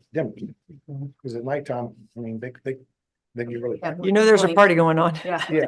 Yeah. So that was a good catch. That was $4,500 to rewire all that and different switches. The stucco on the stage wall originally was designed to match, it was blue and it matched the rest of the blue and it was textured. But it's a big old wall and they said, hey, we can project on this thing. So made it smooth and painted it white. So if you have bands up there, they can project on it or have movies or project whatever they want on that wall. That wasn't too much, can't see. $3,200. Number 5 was, okay, painting the color on the concrete benches and the planters. There's one or two concrete benches, really solid. You'll see them out there if you haven't seen them already, and they were just concrete. So they painted them light blue to match the light blue of the building. And the planters, there's 4 planters, might be 5, 4 planters with the big palm trees on the other side. They painted those 2. It does look a lot better. So that Matches wasn't better. that wasn't in the original plans. That was $7,000. I probably need to start a painting business. Yeah. And the batten strips to the barbecue area, the area towards the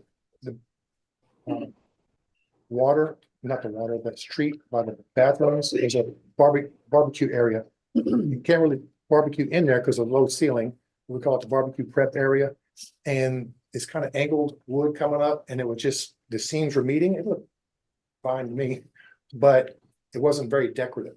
So they came back and put like a 2 or 3 inch, I don't know how wide they are, strips on all of the seams. You'll notice, and it does look better. And they had to, of course, they had to prime them, paint them, and all that. So that was a catch after you see it up. That was $3,480 for a total of $87,000. Like I said, it's coming out of contingency funds. It's already been approved and part of the project. Any questions on that? 6 items. Okay. Hearing no questions, is there a motion? Make a motion to approve the allowance change order number 5 for the Harbor Masters Facility and Municipal Pavilion to Barcom Construction Inc. in amount of $87,160.50. A second. All right. Brandon, please call the roll. Councilmember Christensen, Yes. Councilmember Chambers, Yes. Councilmember Crawford, Yes. Mayor Pro Tem Milton, Yes. Councilmember Krueger, Yes. Councilmember Winton, Yes. Mayor Moore. Yes. Motion carried. All right. Item J is the presentation from Broadus and Associates on Hurricane Harvey recovery. Okay, we have 6 projects going on right now. I'm sorry, we got 7 if you count the public works garage we'll talk about. The first one's a public safety. It says in your package, substantial completions of September 20th. They've already had some approved extension dates because of weather. They met the requirements. It's going to be a little past that, closer to Thanksgiving or something like that. So hopefully Chief and them will be having the Christmas party in there for sure. As you can see that they're doing for several weeks, and for several more weeks, all the inside work is being done. The sprinklers are being up, concrete work, the walls, the concrete cement walls, 2 or 3 more weeks. And you really get a feel of the cells in the rooms. It's kind of starting to take shape. It's a mess in there. Anybody wants to tour any of these projects, just let me know. I'll have my phone numbers and take you out there and we can tour them. Right now, it's kind of a mess at the public safety. Everything's on time. Everything's going good with the public safety. The fire station, the building permit was issued about 10 days ago, I believe. And they ordered the crane. It's the same crane that was used on Harbor Master. 5 trucks came out here last Wednesday, got it off. They put it together Thursday and moved some stuff around last Friday. Then they saw the weather. They were supposed to start doing I believe it's 168, a lot more piers in these other buildings. Start drilling 168 piers or somewhere around that number. They were going to start this week, but the weather came in. They'll be starting that next Tuesday or Wednesday, drilling those piers. They got the rebar coming in. They got the sleeves here already. You do 6 or 8 a day, so it's going to take 5 or 6 weeks to do 168 piers, weather permitting. I'm sure with all that weight of that equipment, they need that, right? Yeah, it's a 2-story building. It's going to be fantastic. Charlie's Pasture Bulkhead. We did a kind of a final walkthrough last week. David was there. He sort of walked with us. Right. Sorry. He hung in there. We did the thing in different areas. Colleen was with us, Urban, and Shirley and son Ron. Shirley was there, did the walkthrough, some minor things, I believe 3 things really. They're going to put some of that rubber gray silicone stuff in the concrete and some of the seams in the wall, kind of a decorative thing. And they're going to move some dirt, dirt's accumulated from the winds from around the various areas. And they're going to move some of that sandy dirt into lower areas. And the third thing is Urban, Anthony and those guys have to figure out who's responsible for the grass. Does the city sign for it? Does it have to has it start growing to a certain height, or or, All the new salt water that's all over it. Yeah, I was gonna say. it was sitting out, they did it about 2 weeks ago. It was just getting blasted by this Texas sun. Last weekend I started praying for rain. I probably need to be a little more specific and careful about that because Wednesday, I don't know what we get, 5 or 6 inches or something. The 3 areas of grass, hopeful grass, 2 areas look pretty good. I looked at them, but the 3rd area is kind of underwater. So I'm kind of concerned about Is that that. salt water or fresh? It's salt water, isn't it? I bet it is. Should be mostly, it's designed to take some salt water. We didn't even get 3 inches of rain. I think it was the rain. My water It didn't come said over over the, 4 inches. bulkhead. Really, mine said not even 3. We'll find out. Over 4. And we'll find out soon. It's a special tri blend of native grasses that can take some salt water. So it's gonna be interesting to watch the grass situation. Yeah. That thing's pretty much done. It's 4,400 foot seawall that hopefully the city will be an owner of by next council meeting. Looks good. Nature Preserve and Boardwalk, of all the projects, this one's probably the most sensitive to weather. It's underwater right now, as we speak. As you go out there, they have, if you have your pictures, the first picture, they put these pallets out there that they drive on, those pallets are underwater. They saw the weather coming last Tuesday. They secured all their equipment as best they could and took off because all the workers are 3-4 hours away. And they're coming back Monday. But it's still water out there and it's, pretty sensitive. Shirley Son does a great job staying on time. And they're only working 5 days a week now. And they've been proven to work weekends if they have to, because this project has to be done in November. No exceptions. So if we don't have any more crazy weather, consistently bad weather, they should be fine. But that's the one that we got to keep an eye on when there's bad weather. Gas distribution system, that's no big issues. Just like I said before, it's kind of amazing how they just have all this equipment that can drill around other pipes and drainage things and For the most part. for the most part, haven't had any big oops lately. One thing we did notice last meeting, I'm kind of getting into the weeds, right here is this intersection right here is very busy and they have concrete trucks and trailers and boats that are longer than the trucks and it's kind of a bad intersection and they were going to come straight across there and there's drainage pipes and 20-inch water main. They're looking at, I believe, they're going to go down the street a little bit and then come across. It's safer to do, it's easier to do, and if there's issues in the future, it's easier to fix. So you'll see that next week or two getting done, that important intersection, but everything else is going fine, they're on schedule. Okay, gas distribution, that's the most expensive project by far. Harbor Master Office Pavilion. We were supposed to have the ribbon cutting yesterday. Good thing that didn't happen. Yeah. We didn't realize it was a federal holiday. So it's being next Wednesday at 1:30, ribbon cutting. And there is some small items that will be left on the walkthrough items that are still being done. Some concrete things here and some little things being done. I believe there's a few things that aren't in yet. The big 6-foot sign, the city's new symbol, the 6-foot sign is The not new there logo. yet.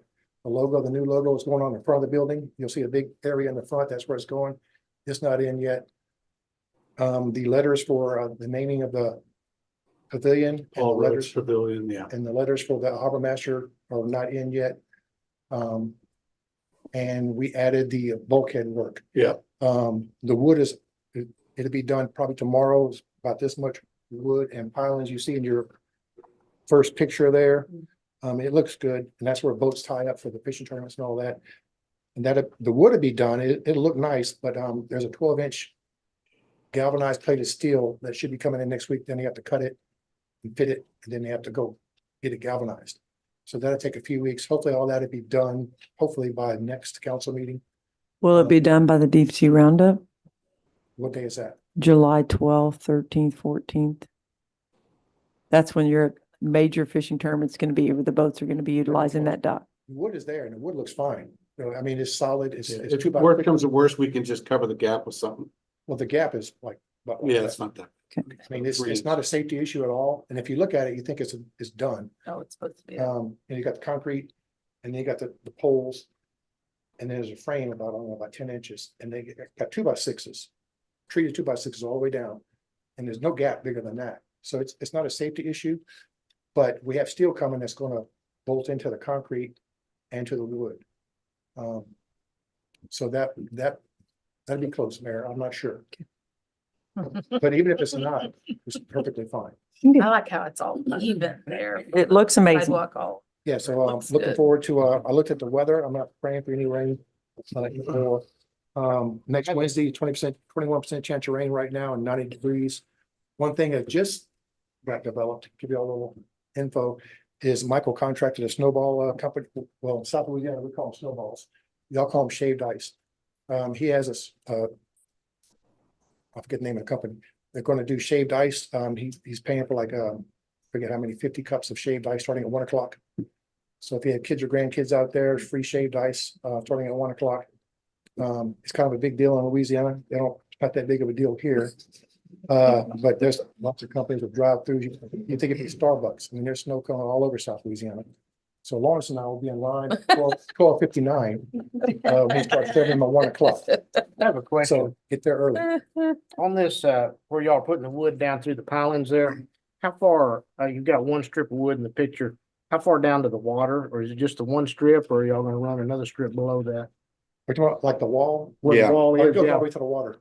The wood's gonna go to the water? It goes all the way to water. Perfect. It's underwater right now. It's this far from coming over to concrete. Okay. The surge from this tropical storm was more than. Yeah, I think it, so those are like what, 12-inch boards and there's like 3 or 4 of them? I think it's 2x12s, but they go all the way to the water. Yeah. There's 3 of them, they go to the water. Yeah, so boats. Hard to tell there. Yeah. Getting hung up on. Right. Yeah. Yeah, and that looks good. It looks better than the concrete. So it'll have a little flex to it when you come in and hit it. You got a couple inches for it to give Yeah, before it hits the It's not concrete. concrete, Yeah, yeah. attached to the Okay. poles, there's a frame, go down to poles, and it does, if you hit it, It's a it work, flexes a bit. We Way had better- something to Way hit better than efficient. concrete. We're working on that too. Okay. Okay, Public Works Garage, y'all approved last council meeting, I believe, to get that designed. Haven't anything back yet. They're working on that now. Probably give you all an update next month or two. But, that won't go out for bids for several months. Public Works Garage. You can see the payments approved today is over 71 million. And I'm pretty sure that, like I said before, that does not include the 5 million from the EDA. So, we're pushing $80 million in recovery payments, monies. So I believe that concludes my brief. Any questions? Any other questions? All right, see you all on Snow Cone Line. Okay. At 4:30 we're having like a little community gathering. So there's the ribbon cutting, which is primarily for, Yeah, EDA people come from DC and Austin, I believe. Yeah. I'm not sure who's all coming, been invited. Be more people than usual at a ribbon cutting, I think, at Yeah. 1:30. at 1:30. And Then then at later 4:30, where anyone who Party. wants can regather. We're gonna have a little music up on the Oh, band sit in the- stage. Mhm. And we're gonna have some food and Oh, the drinks, band. and so we're gonna invite anyone who wants to come. Community gathering. It's like a grand open, Yeah, grand reopening. Yeah, reopening. yeah. That's exciting. One more Okay, project. thank you very much, Rob. All right, item K, discuss and take possible action on becoming a participating agency with TxDOT in the development of the environmental impact statement for the Regional Parkway North Padre Island project. Sorry. Yeah, so I don't think there's anything in the packet on this. It's There's not. basically, it's just, we got an invite from TxDOT to join. So this project is it's this roadway corridor that goes around from like it ties into 37, comes west around Cal Allen, down all the way around the bottom of Corpus into Clayburgh, and then it's that second bridge over the Laguna Madre to Padre Island. Or that would provide a second access. So they're inviting us to just sit in on it, and they want your governmental entity to approve us sitting on it. So you guys are just saying, yes, we can sit in on it. And whoever wants to sit in on it, we can hook you up and you can go sit in on these Zoom calls. They're lovely. They're lovely. Mainly right now, they're discussing the permitting, Right. which is like a 6-year project. But basically, it will provide another roadway for the people like us and Padre Island to get access. Yeah, from all kinds of reasons, but it's particularly emergency or whatever. That's not just the JFK Causeway. Right. And yes, to Dave's point, we are in the baby stages. Yeah. but it's nice that we're invited to participate in the process. So, So just a quick approval on that. That's all we need. I'd like. So we need to make a. yes, a motion to approve to, To participate. Mhm. Okay, I'll make a motion to approve on being a participant. With TxDOT. the Can I read partnering the whole thing? agency, right? Okay, Mhm. I'll read the whole thing. Yep. Yeah, I love this. I'll make a motion to approve on becoming a participating agency with TxDOT in the development of the environment EIS for Regional Parkway North Padre Island project. All right. I'll second it. All right, great. There's a motion and a second. Any further discussion? Fran, please call the roll. Councilmember Whitten, Yes. Mayor Pro Tem Owen, Yes. Councilmember Krueger, Yes. Councilmember Chambers, Yes. Councilmember Crawford, Yes. Councilmember Christensen, Yes. Mayor Moore. Yes. Motion carried. All right, item L, ordinance, an emergency ordinance. The Port Aransas City Council of the City of Port Aransas, Texas, adopting the use standards of care for 2024, approving the single reading in accordance with section 3.13 city charter, and approving the first reading of a non-emergency ordinance adopted in accordance with section 3.12 city charter, which requires 3 readings. Where'd Hello, you get Connie. go? You didn't make it? I told him this was, I got it for him. Oh, is that a long day? So emergency, might raise some eyebrows. Everything is okay, but, it turns out we should have been bringing this to you as an ordinance every year. I was going back through our state requirements and we have a waiver from the state health department, to run our own program. And that waiver was issued because we wanted to hire staff under 18 years old. And because of the hiring difficulties in Port Aransas, it was granted back in 2015. We've been bringing it to you as a resolution yearly, and it should be ordinance. And with an ordinance, it requires you to read it 3 times. And so by declaring this item an emergency ordinance, it goes into effect immediately. So it puts us back where we should be in accordance with the waiver that was issued for our program. But we are gonna bring it to you over the next 2 meetings. Right. Doing it this way is how the city attorney advised us so that we would be in compliance immediately. But then that gives us a 60-day window, and then we'll continue with the 3 readings so that we're officially in compliance. The other fun thing I did was I uploaded my track changes to the parent handbook. So if you were reading your packets early, you may have seen some little notes on the side. They weren't intended for you.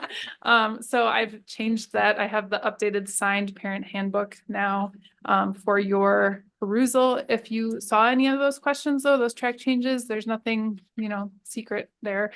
So if you have any questions, I'm happy to address any of those items that you may have noticed. So every year we're supposed to review what our program is doing, verify that it's meeting state requirements. And so that's what I did.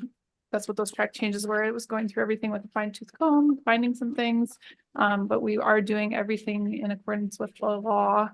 And so I bring it to you to approve our standard of care and our parent handbook for another year. This will have to be totally redone once we have a rec center, once we move locations. This is all tied to operating out of Olson Elementary. But we need at least 1 more year of it, and then I'll bring it back to you in a different form at a new location. Okay.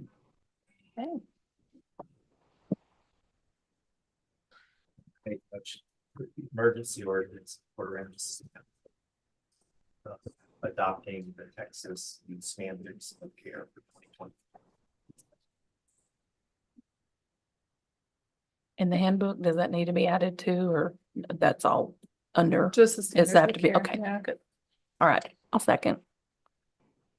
Okay, there's a motion and a second. Any further discussion? Hearing none. Fran, will you please call the roll? Councilmember Whitten, Yes. Mayor Pro Tem Owen, Yes. Councilmember Krueger, Yes. Councilmember Chambers. Yes. Councilmember Crawford. Yes. Councilmember Christensen, Yes. Mayor Moore. Yes. Motion carried. Thank you. All right, I thank like you, your Colleen, shirt very with much. The new logo, that's really cool. Oh, it looks good. Item M, discuss and take possible action on scheduling a date for the council goals workshop for budgeting purposes. Ms. Darla. So at our last meeting, we said we were going to poll and try to come up with a date for the council goals workshop.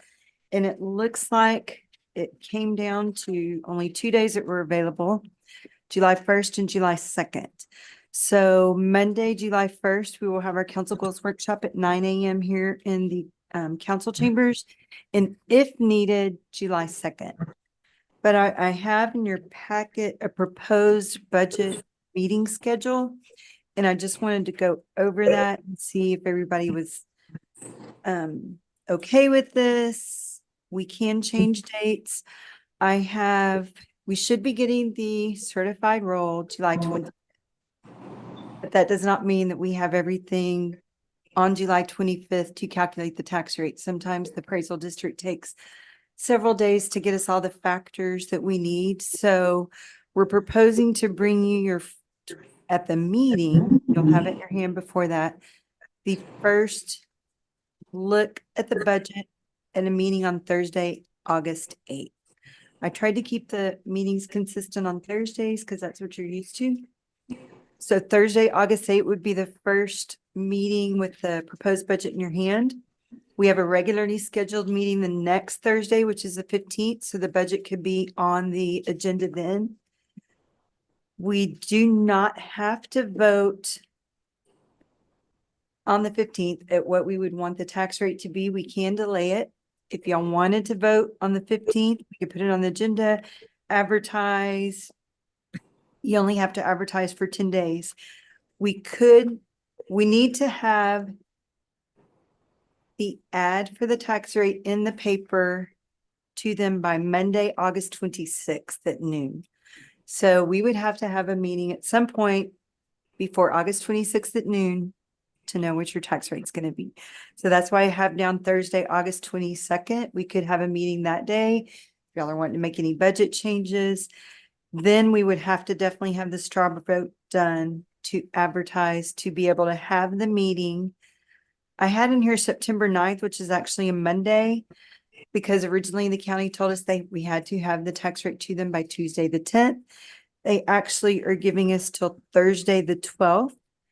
I called them and said, could we have our meeting on Thursday, the 12th and tell you at Friday morning at 8 a.m.? And they said, yes, we could. So we could have the meeting to vote on the tax rate Thursday, September 12th. That would be your final adoption of tax rate and budget. That's not our regular. It's not a meeting. regularly Okay. scheduled meeting, no. I was Our thinking regularly it's too scheduled soon. meeting, I think, is the Okay, 19th. That's fine. So it's not, the 12th is definitely a special meeting. The 8th is definitely a special meeting. The 22nd could be a special meeting. If y'all want more meetings on the budget, you can also call meetings anytime. If you're not happy with budget and you say, I want to talk, then we call meetings and we have them. Okay. Goals Council workshops are July 21st. Do you feel like the earliest? July 1st. I'm sorry, July 1st, yes. Do you feel like the earliest time to have a meeting to go over the budget would be August 8th? And I'm only saying this because if someone already has plans or the 8th is a bad day, then we need to, let Darla tell us, and so we can I better mentioned bring select my the date. calendar up here. I'm So gone for July 2 25th is a Thursday. To have a meeting on a budget, you really want it in your hands at least 3 days. Yes. That would be Monday, the 5th, that we need it in your hands because it's a very big document for you to review and dive into.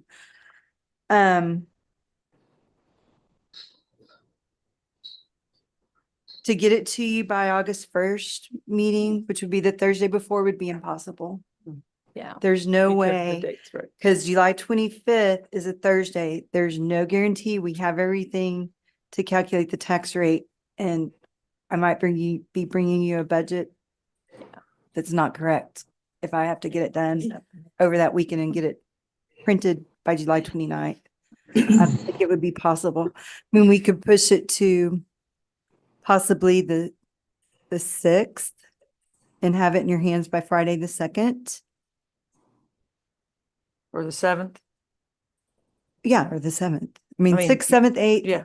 Even the 5th, we could probably do, if we have a meeting on Monday, we have to have it posted by Friday, Francisca? Yes. Yeah, the sixth, it'd be better to, It would only give you the weekend and you wouldn't get sixth, to seventh, meet. or eighth are the best targets. And that is, again, to be able to maybe review, to have the straw vote on the 15th, so we're not adding a bunch of extra meetings. And that's kind of what I'm trying to back up to, right? So Right. if whatever day we have the first meeting, 6th, 7th, 8th, that gives us time to review, or you guys make any proposed changes, so that on the 15th, we can approve. Come to you with changes. Right. And you can make changes in the budget until you vote on it on possibly September 12th. I'm kind of changing my recommendation from the 9th to the 12th to keep you consistent with the Thursday. You can make any changes. You cannot change that tax rate once you advertise it. You cannot go up or down. What if we push the meeting back to something like the 12th? Is that too late to have? August 12th? Yeah. And again, I don't, no one said anything about not being available other than Tanya, so that's what I'm trying to ask. If the 12th is that, I'm gonna. you leave on the 15th, so you won't be at the council meeting either? Okay. Okay, that's. I just proposed it the 8th. Believe me, the more time we have to pull together the Sure. budget with more detail, the better document you may get to begin with. Because I pushed it back to the 8th. I would love to. I But- leave August the 2nd and I don't come back till the 16th. I'm gone for 2 full weeks. So you're out the 2nd through the 15th? No, this, yeah, August This- 2nd. August. Okay, that's 2 council members not here on the Luckily, August I come back 15th the meeting. 16th. Yeah. Yeah. I know. You could have the vote. And Dale, what's yours? What are your It out leaves the dates? 15th. 15th to 26th. Is there anybody else that's going to be gone the August 15th council meeting? Mark? Kelly, you back? Kelly, will you be here on August 15th? Yes. Because I think that's what we need to, we need to Right. focus on that day, maybe Yeah. work ourselves Right. backwards and forwards. And we could, right, Yeah. you could 'Cause we do can August do that. 22nd. Yeah, You can do it as late as August 22nd. You can do it as late as the morning of Monday, the 26th, but because we have to have things to the jetty by noon. Just for consistency on Thursday, if you did your vote on August 22nd, if everybody is here that date, then everybody, because the advertisement for the tax rate is a record vote. It's by name and your name is advertised in the paper. right. I mean, we'd have 2 people that wouldn't be voting, that we'd have to put absent for the vote on that rate. Well, if it was on the 22nd, just one would be out. Who's out on the 22nd? Dale. Oh, Dale's still out. Well, and right, and he's out on the 15th or the 22nd, Right. so. And then if we if we moved the council meeting to the 22nd, We do. assuming that's still good for everybody, I don't know, Mhm. but then that would give me maybe a little more time and we could push maybe the first budget meeting to like the 12th. Mhm. Mhm. The 12th is a Monday. And Dale could make that because he wouldn't be gone yet. Oh, you mean. And Tanya would Okay, miss the yeah, 8th or yeah. the 12th. Yes. you'd Yeah, miss that. Thomas, yeah, Tanya, you're Mhm. gonna miss either one of them, yeah. Okay. Mhm. I mean, Just trying to make Yeah. kind of Yeah. work, flow it a little bit. Yeah. Mhm. I like that. Does that work a little better? 12th and the 22nd Mm-hmm. for everybody? So nobody on the 8th. Kelly, does that work better for you? Yes. Okay, works better. okay. So, so August 8th. No meeting No, on we should the do 8th. No meeting on the, yeah, push Push that that to to the the 12th. 12th. Monday, the So 12th. we'd have And Monday, then- the 12th. Regular council meeting on the 22nd. No, on the 15th. Oh, we would do the regular council meeting and the 22nd.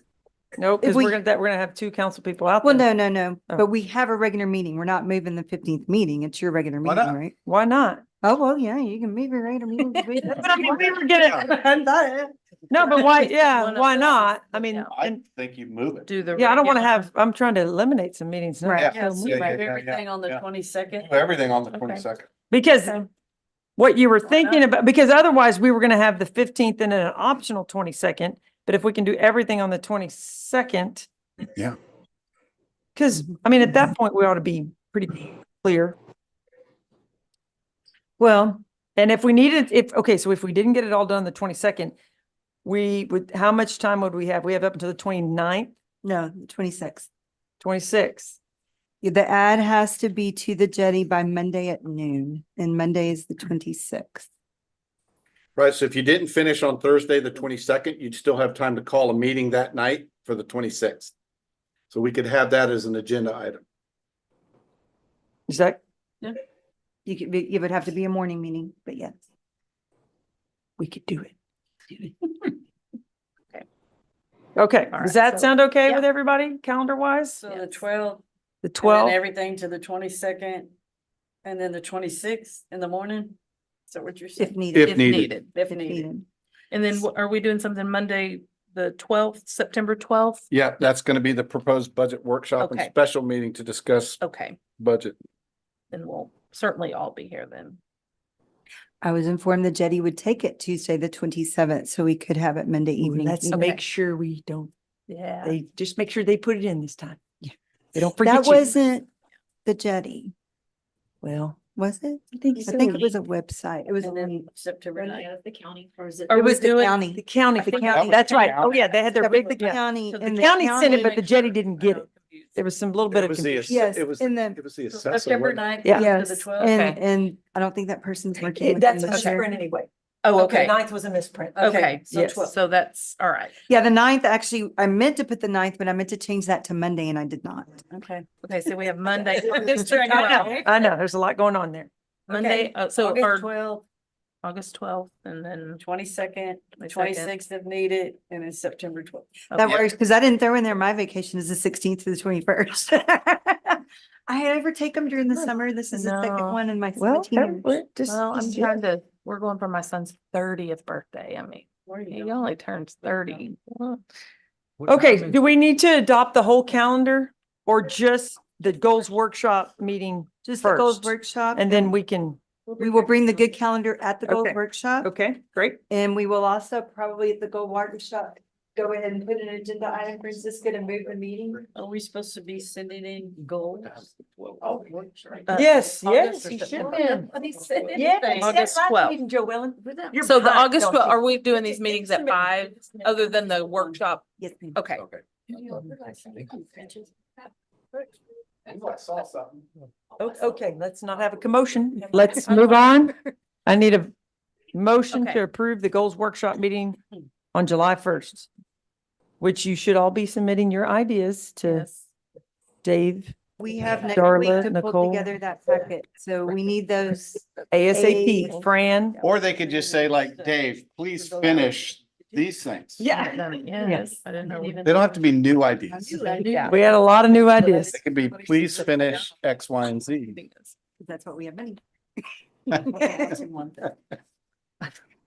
So like, I'll make a motion to approve our goals workshop on July the 1st, and if need be, July 2nd.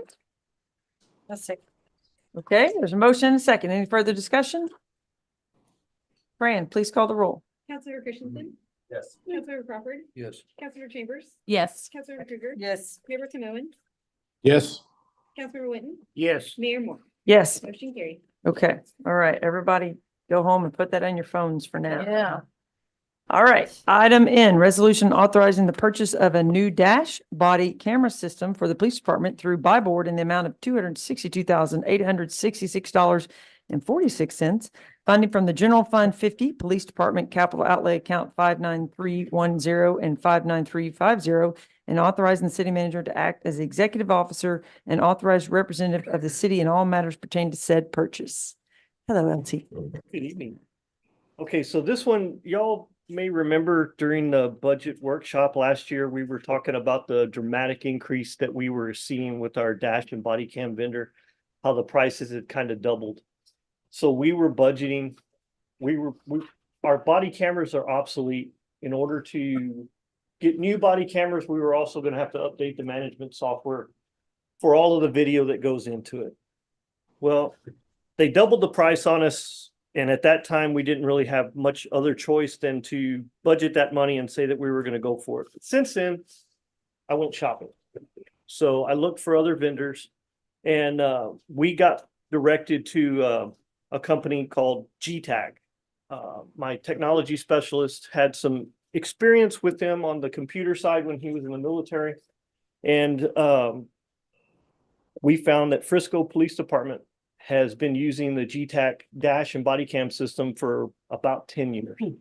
So we reached out to them to talk to them and see how they liked it. They invited us up. We got to look at their setup, their installs, and how they manage their workflow, the equipment, the support and everything. And what we were able to find out is that for the cost, we can completely replace with brand new equipment, not only the dash cameras, the body cameras, management software, cloud storage, and a 5-year warranty on all of the products for almost the same cost that we were going to spend just on body cameras. Where we run into a little bit of a problem is we're going to have some installation costs, which is about $30,000. We had budgeted an additional $44,000 for the new units that were coming in. If we combine what we had for the body cams plus the ones that we had for the new units, we're going to be short, I think, around $12,000. And I talked to Darla a little bit about it. She thinks that we'll be able to have no problem covering it. Right. So this is what we are recommending that we do. It's going to eliminate an on-prem server for us.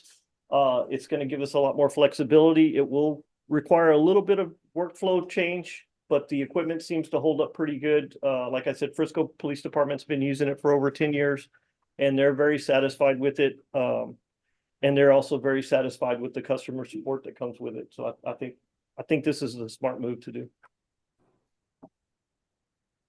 And we're getting it in now, so we can get it ordered We're in this. everything everything's going to be in this budget cycle, and we should be able to get it all installed. We ran into a little bit of a delivery problem with the laptops that that y'all approved last meeting, maybe, or the one before. We're hoping to get them all here right around the same time so that we can get cars in a pattern and just rotate them in, get them installed. Is the goal. So we'll see how that works out. Okay. Anybody have any questions for Lieutenant Stokes? Right, do we have a motion? I'll make a motion to approve the expenditure of funds for the purchase of new dash body camera system in the total amount of $262,866.46. A second. All right, great. Any further discussion? Hearing none. Fran, we call the roll, please? Councilmember Whitten, Yes. Mayor Pro Tem Owens, Yes. Councilmember Krueger, Yes. Councilmember Chambers, Yes. Councilmember Crawford, Yes. Councilmember Christensen, Yes. Mayor Moore. Yes. Motion carried. Okay, item O, resolution authorizing the submission of the Texas General Land Office grant application for the state assistance in cleaning and maintaining 35,237 linear feet of public beaches abutting the Gulf of Mexico and located within the city's jurisdiction for fiscal year 2025. Approve the equipment list and rate sheet for fiscal year 2025 and authorizing the city manager to act as the executive officer and authorized representative in all matters pertaining to the participation in said grant program. So this is the grant that we get from the GLO, every year, about 133,000. I put the dais, the actual application. Wanted to give massive kudos to our chief accountant, Monique Fake, who's been working on this for weeks because it's huge. It's her biggest responsibility throughout the year. And she's like me, she's not a morning person. She got here at 7 this morning to make sure this was at the dais for you guys. So, and she stayed late last night. So anyway, the equipment list has already been given to the GLO and approved by them, and the application is due by June 30th. If you have any questions, I'd be happy to answer. All right, any questions? Do I have a motion?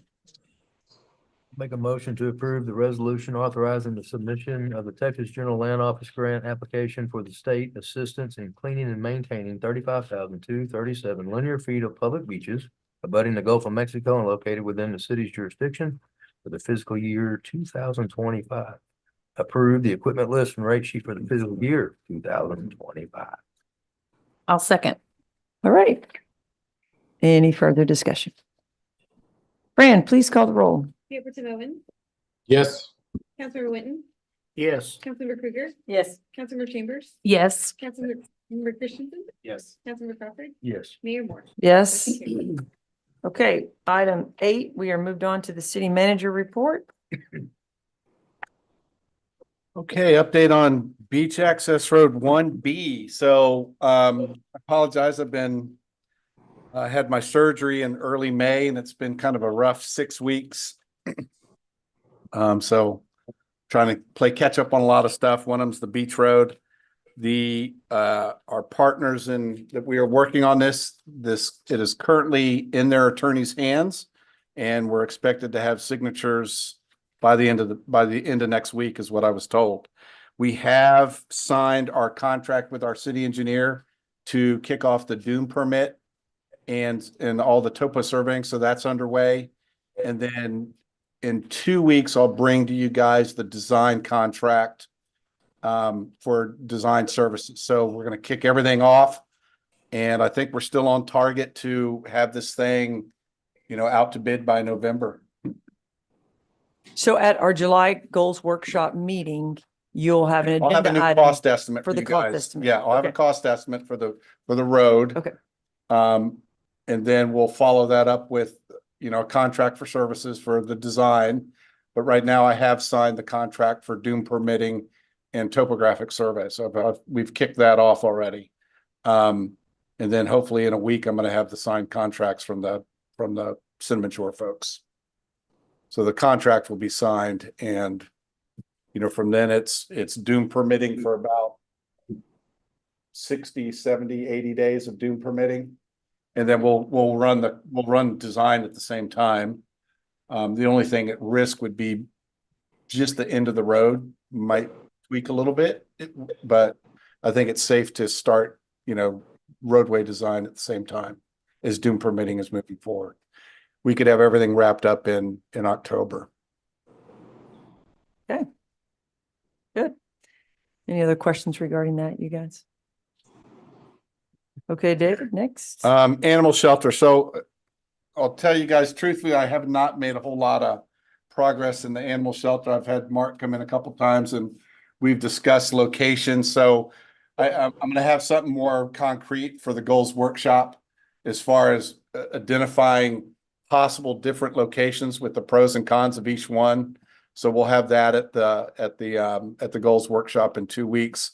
I know we've thrown out some of the ideas we've thrown out are the golf course tract that we received from Hamia back in when? 2020? So 2020, that's one of the candidates.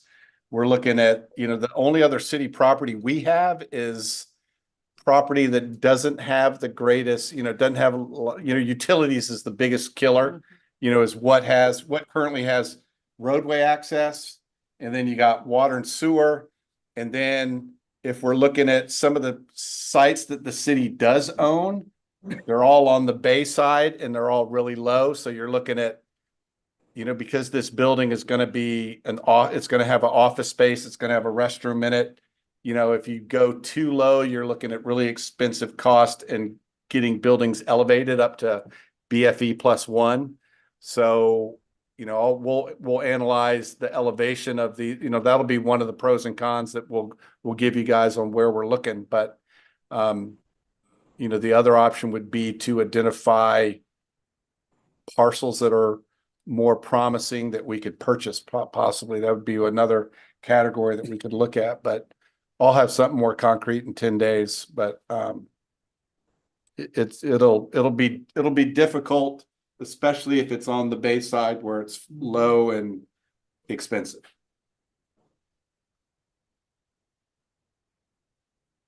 Okay. Any thoughts on that, you guys? Any additional plots or lots you want me to throw in my search? And I don't know where anything else is that's not around any houses and Yeah. people and people that would complain.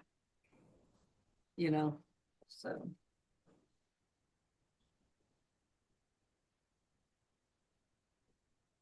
There's nothing going out like Beach Street over by UTMSI.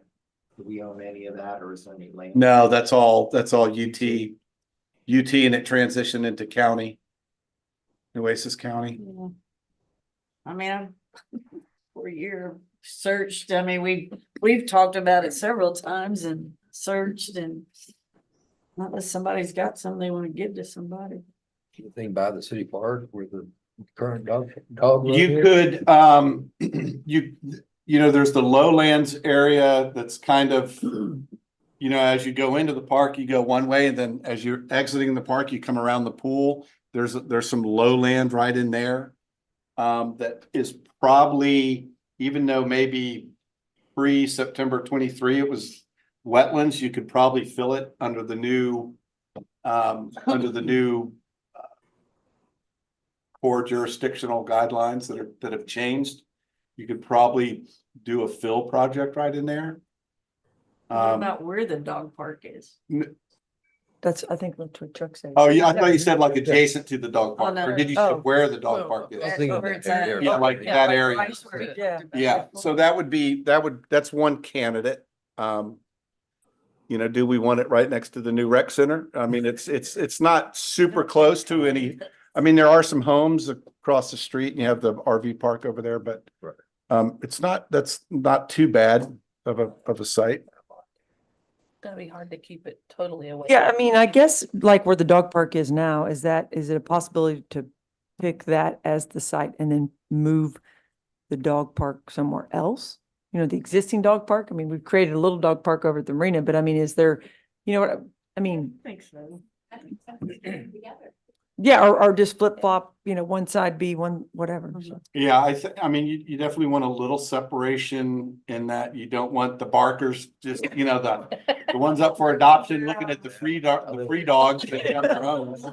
Think about all the people that will be Yeah. in that area. Yeah. I think we got a But if problem you with the build the ballpark, right- all the kids in the Yeah. skate Yeah. park and everything right there, and then You'd we've have to got hide it. dogs, and then they're agitating the dogs, Yes. and we've got That's true. we've got people Yeah. trying to Lot of enjoy the activity. ball game, and we got Yes. chaos going on. I don't. Yeah, you're kinda right. mix it You up. would have to really separate them out, Yeah. because you're right, it would just turn into just a, Well, when That would you be a lot. build a new shelter, that hopefully be a lot more quiet and different.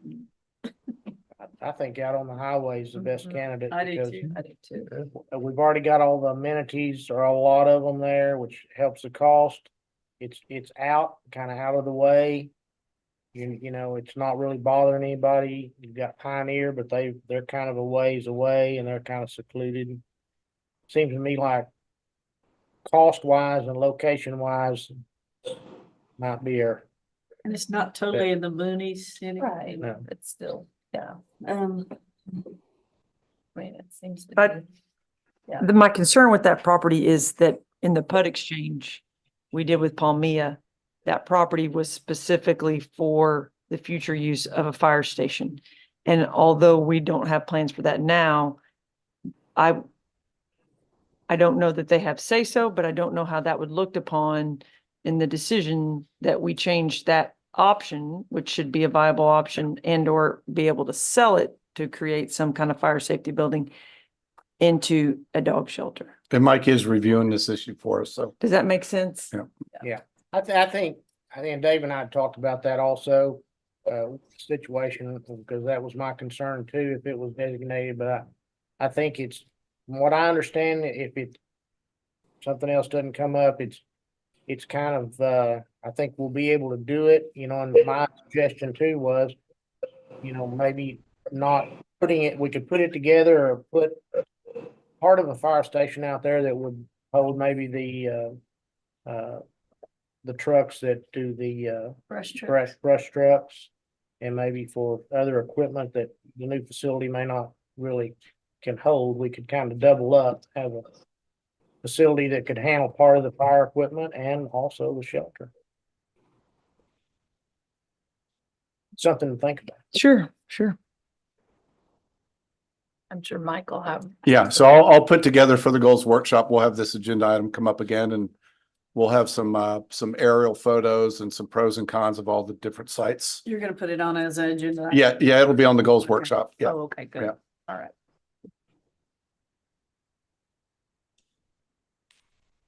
All right, update on the marina ramp use. I didn't really I was missing the last meeting. I didn't realize that was an agenda item. until Mark came in Friday and said, hey, where's the agenda item? And I was like, what are you talking about? And I said, you guys just had citizen comments. And he goes, no, Dave, I think it's Yeah. supposed to be an agenda item. So I threw this on here just kind of at the last minute. Just to, let you guys know that, okay, it should have been an agenda item, but I didn't give it a ton of time to think about over the last month since the last meeting. I have been in conversations with Mike Morris about how he and I look at the definitions of the current language in there regarding charter passengers. It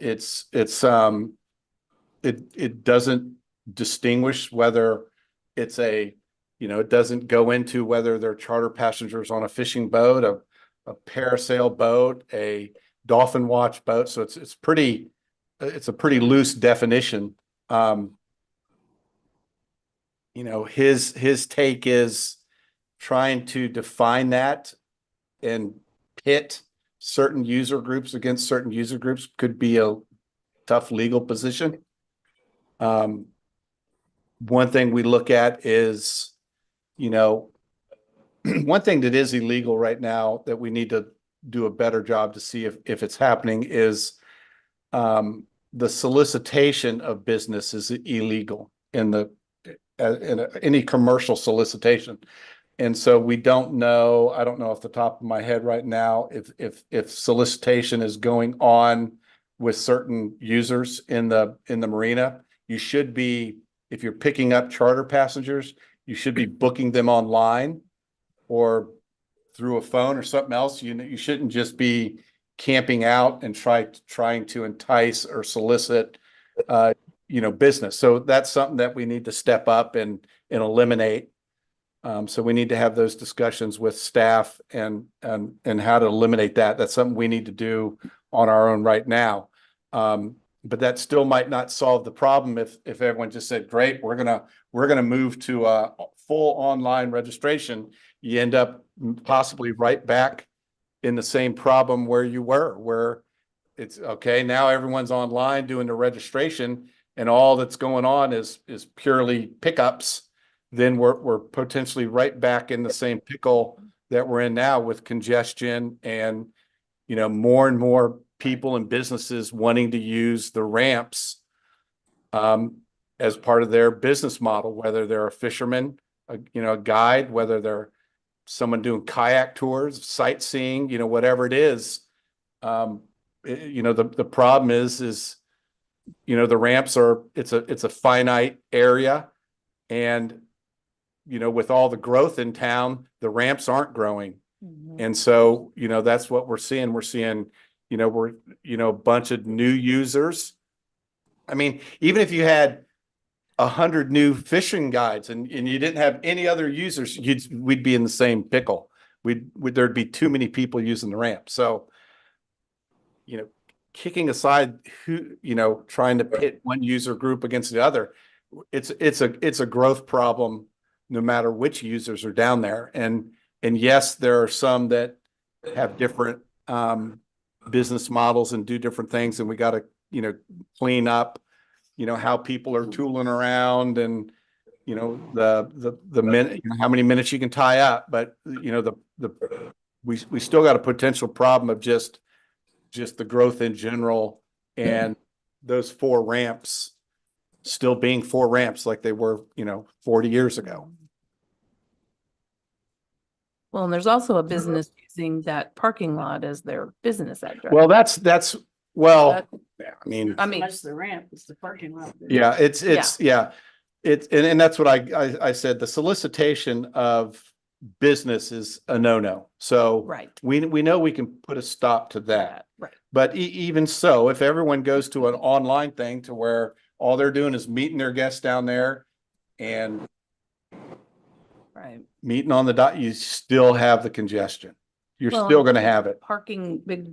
I mean, there that their are clients are advertising, parking yeah, there. Yeah. I mean, just like whether you're a fisherman, whether you're a charter boat or, the other idea that was thrown out was maybe eliminating a size vessel that can go in there. Maybe it should be, nothing greater than a 6-pack license or smaller, which I don't know, maybe that doesn't do enough, but technically someone could come in with a dolphin boat and they could nudge it up into one of the boat ramps and lay down a draw plank and load up their charter passengers.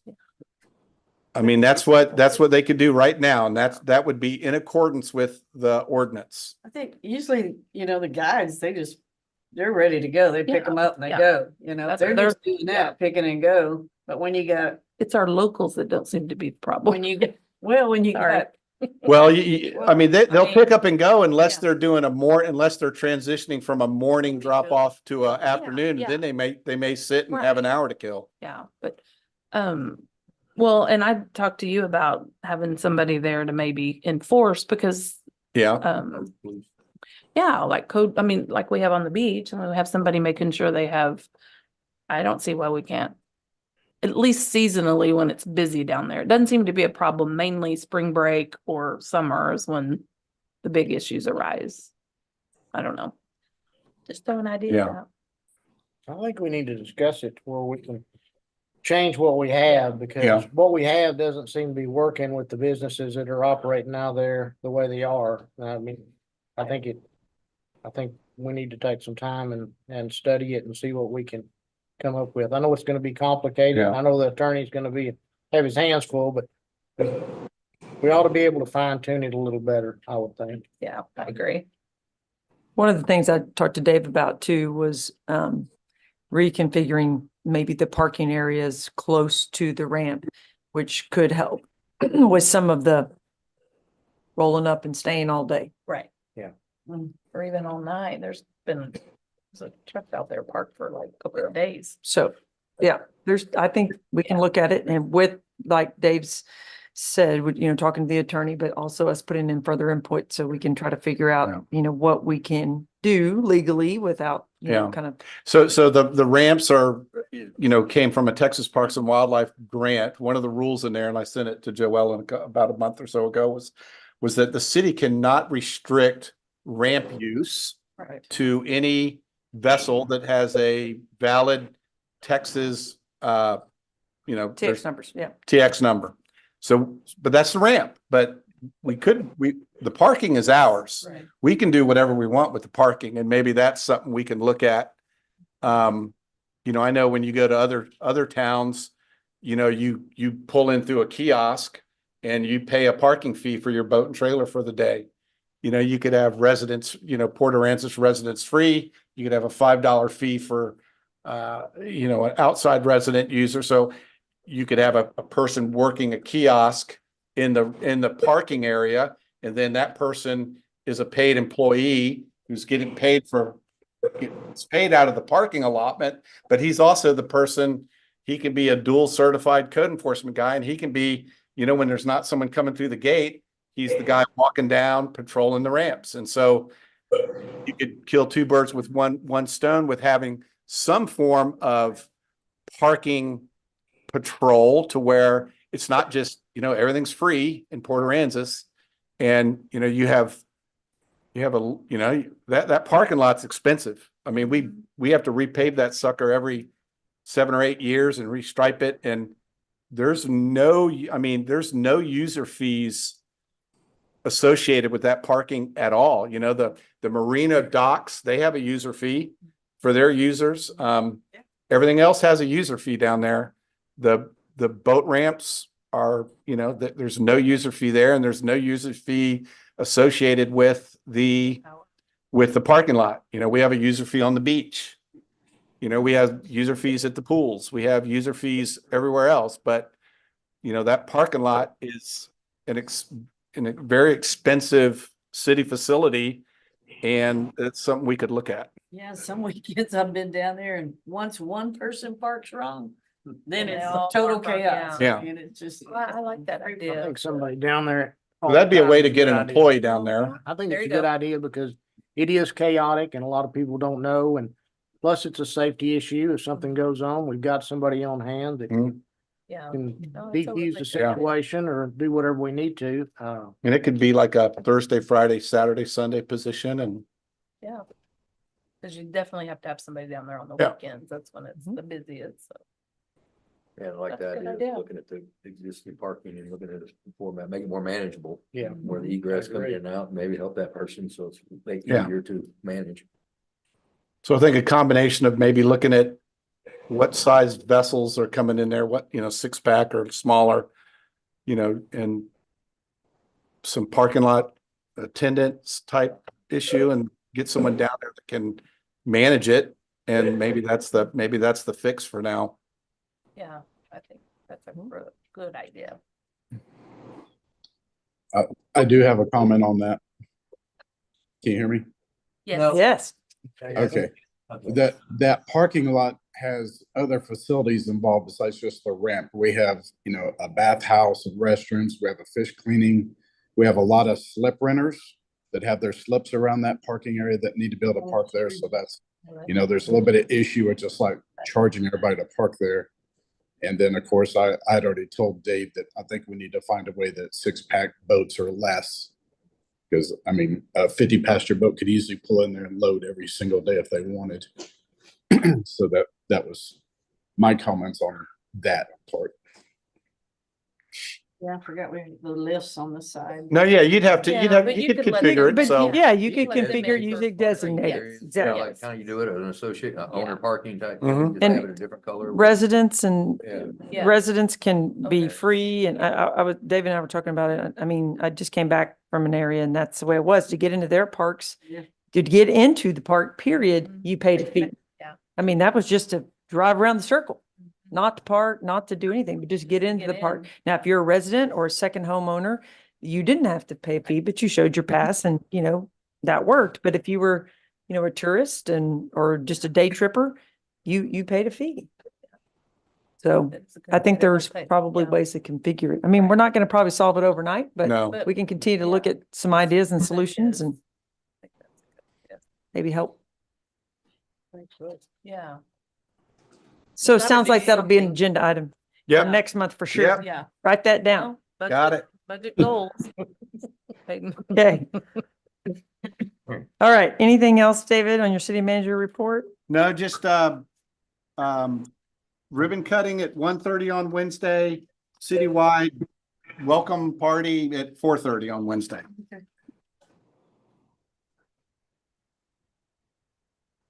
Okay, we're gonna move on to the staff reports. First will be Darla.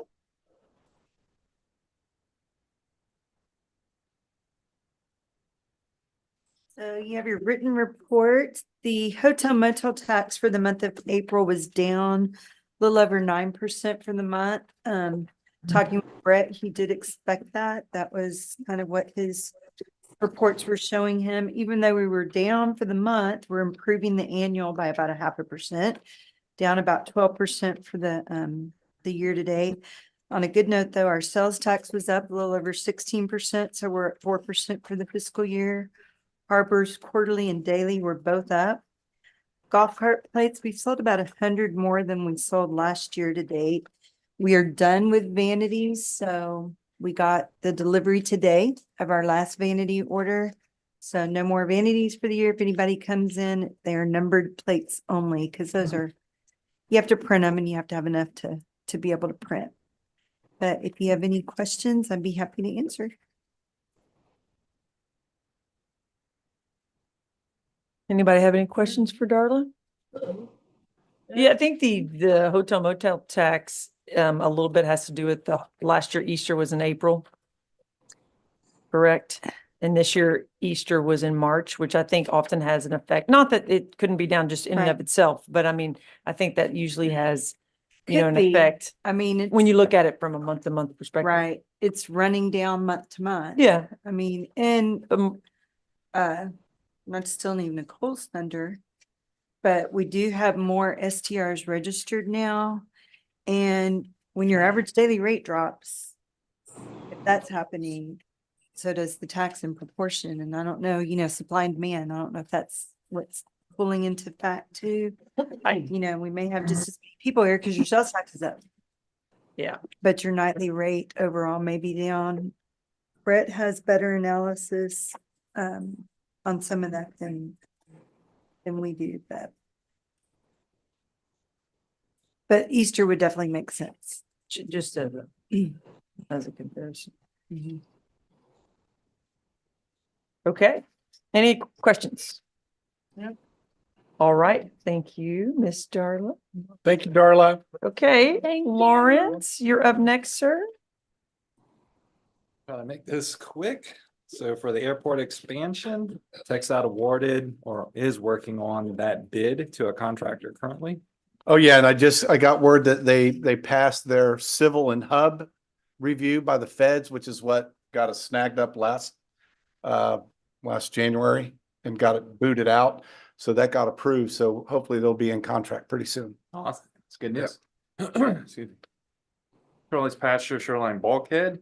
Construction is completed there. They're doing a punch list, minor things to do. Aesthetic cracks in the concrete and grading is mainly what's going to occur.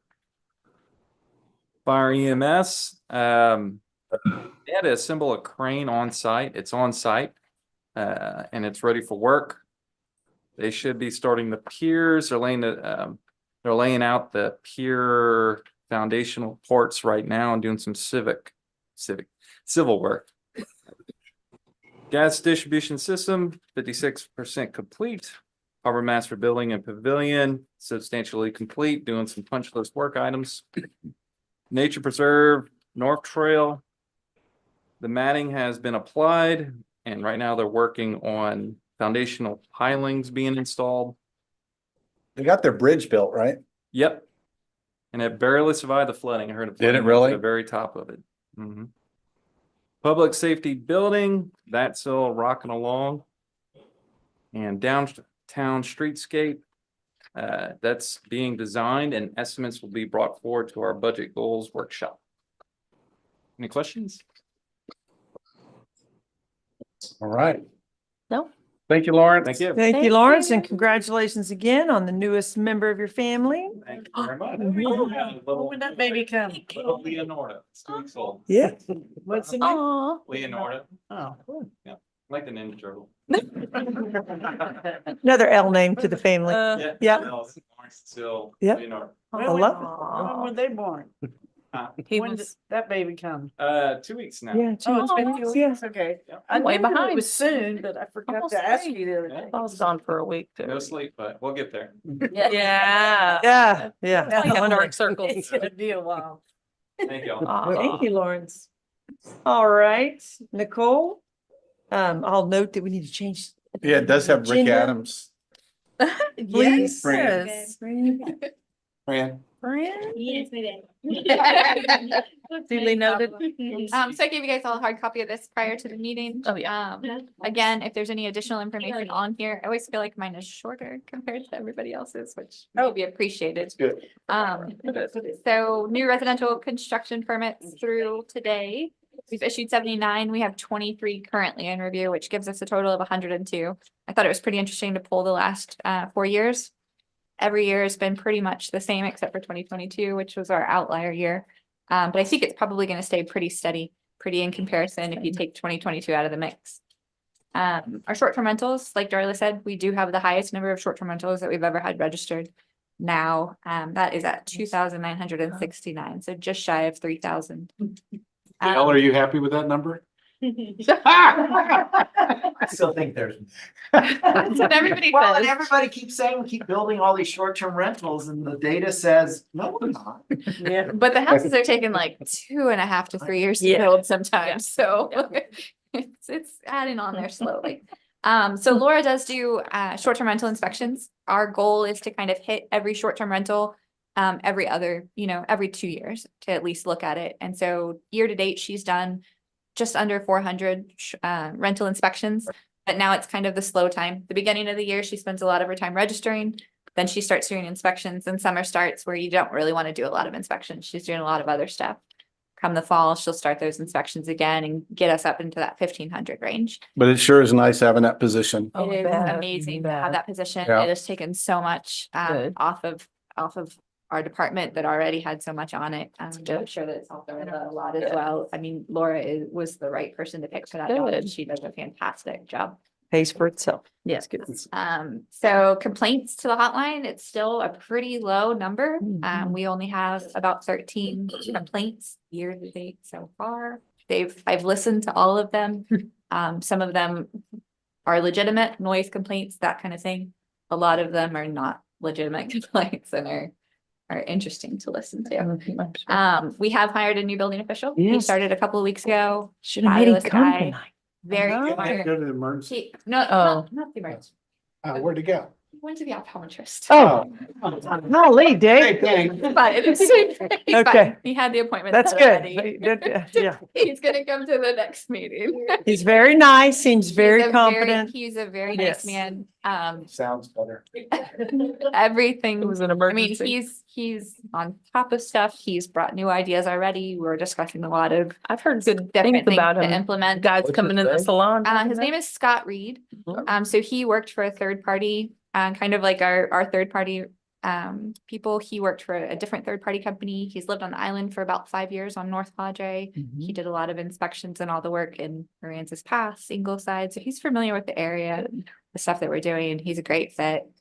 I think that it's going to be really great. Good deal. Thank you. Excellent job. Thank you, Nicole. All right, next EMS director. He is at a conference. Well, I was gonna say, I didn't see anybody, but I he's know at conference. everybody popped in. Okay, well. Had a baby too, right? Oh, that's Yeah. right. Yes, I did know that. Elliot. Yeah. I'm like, Elliot had a baby? What, you mean Elliot's wife? Yes, had a baby. Yes, that's right. We Yeah. don't have to I beg. know. I did hear about that. Okay, well, congratulations to Elliot's wife, and that's awesome. All right, so I any, thought it was proper now to say that you could say Lawrence. you know what? We're not gonna discuss that. That's- We're not gonna go there. on our agenda. Oh, wow. Yeah, I think that's women talk. okay. Anybody have any questions regarding the report provided by EMS? I'm sure that's always so good. Mr. Johnson will be happily address those questions. All right, is Chief still here? No, oh, LT, well, you get to present the report. Not that it's your first time. He was traveling this evening, so he wanted to get out before it was too late, so I told him I'd stick around for him. Well, thank you for sticking around. Sure.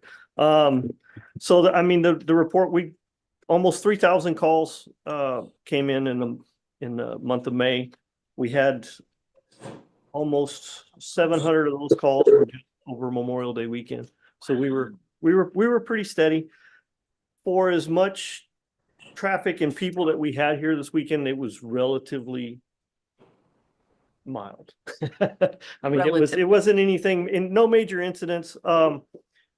We do have 24 sworn slots. We have 3 openings currently right now. I just started a background on one applicant that we have. So he's going to be in the background process. That'll leave us with 2. We've got some interviews set up for July. And hopefully we're going to grab one more out of there. And get closer to getting full staff. But so far, so good. Wonderful. Anybody have any questions, concerns? I will say that if you notice, the golf cart citations for on the highway and on the sidewalk have dropped dramatically. Good. We're still seeing some, but I mean, it's onesies and twosies and not like a whole ticket book anymore, like we were seeing before. So far, so good. They're working, the signs and stuff are working out there. We're having to re-drill them because the epoxy's not holding on some of them. So the public works guys, when they pop up, they go out and then they drill them and put them into screws. Yeah. That's And surprisingly, we haven't seen a lot of people, Yeah. going down, which I thought for sure would be a Memorial Day weekend. We had to have one, but I think we got one knockdown during Memorial Day over by Cody's. I think that was the only one that I saw. So Have we been full staffed on our police? we have. I thought we were, at one point, I thought we were. We were just for lose like a one? hot minute and then we lost one. It seems to come in 2s or 3s. It always seems to happen that way, but but right now we're three short. Like I said, I've got one in the background process. He's an experienced cop from up around the Houston area. He's working at one of the local agencies now. He wants to jump over to our side, so we're gonna grab a hold of him and get him through the process and hopefully Guys get him on. advertised the new equipment coming in, the Yeah. high tech stuff, and then of course, Yeah. being able to take the vehicles home. It Logo. Yep. That's what it is. It's a new logo. That's gotta be it. Yeah. We got a new police station coming. The cars look good. They do. Oh, They they do. do look good. We've gotten a lot Yeah. of, we've got a lot of feedback.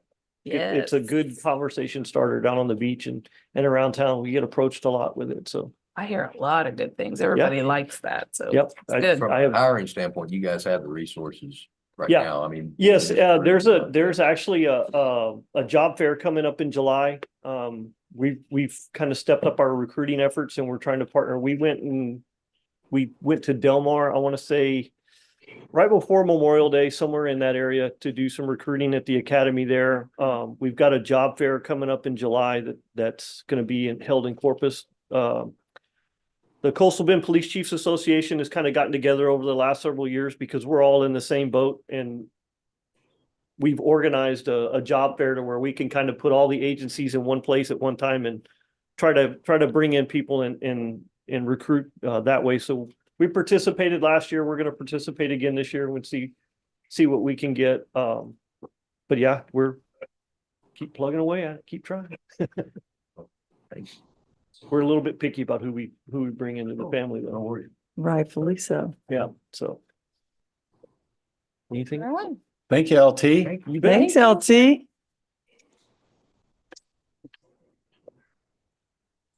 Okay. That wraps up staff reports. And the next one is item 10, which is city council comments and items for future consideration. One of the things I did ask Dave that I would like to see moving forward is maybe the addition of a couple of other departments to make a report or a presentation. Not all of them want to be up here every Thursday, meeting, but if we added a couple and then rotated them quarterly, it would be nice to be able to bring in some of the other groups and let them give us their own personal report and let them have some FaceTime. And if y'all have any questions, that we can highlight what they do, which I think is great. We've got a lot of great departments that we don't see face to face every month. And I think it'd be nice to give them their moment. So we might see that going forward. Okay. Good idea. Any other items? I think the comments brought up tonight about the slips and the permanent, have that on the agenda next go around. Just to see Okay, yep. what we got and what our options are and if that's even a possibility. The ramp area stuff, right? No, he's talking about the liveaboards. Liveaboards. Yeah. Oh, okay. The comments made of going from 20 to 25 and. All right, we can throw that on there. Okay. Okay. Any other? Yes. And we'll see you guys at the goals workshop soon. Oh, that's right. Okay. That's right. We're adjourned. Okay.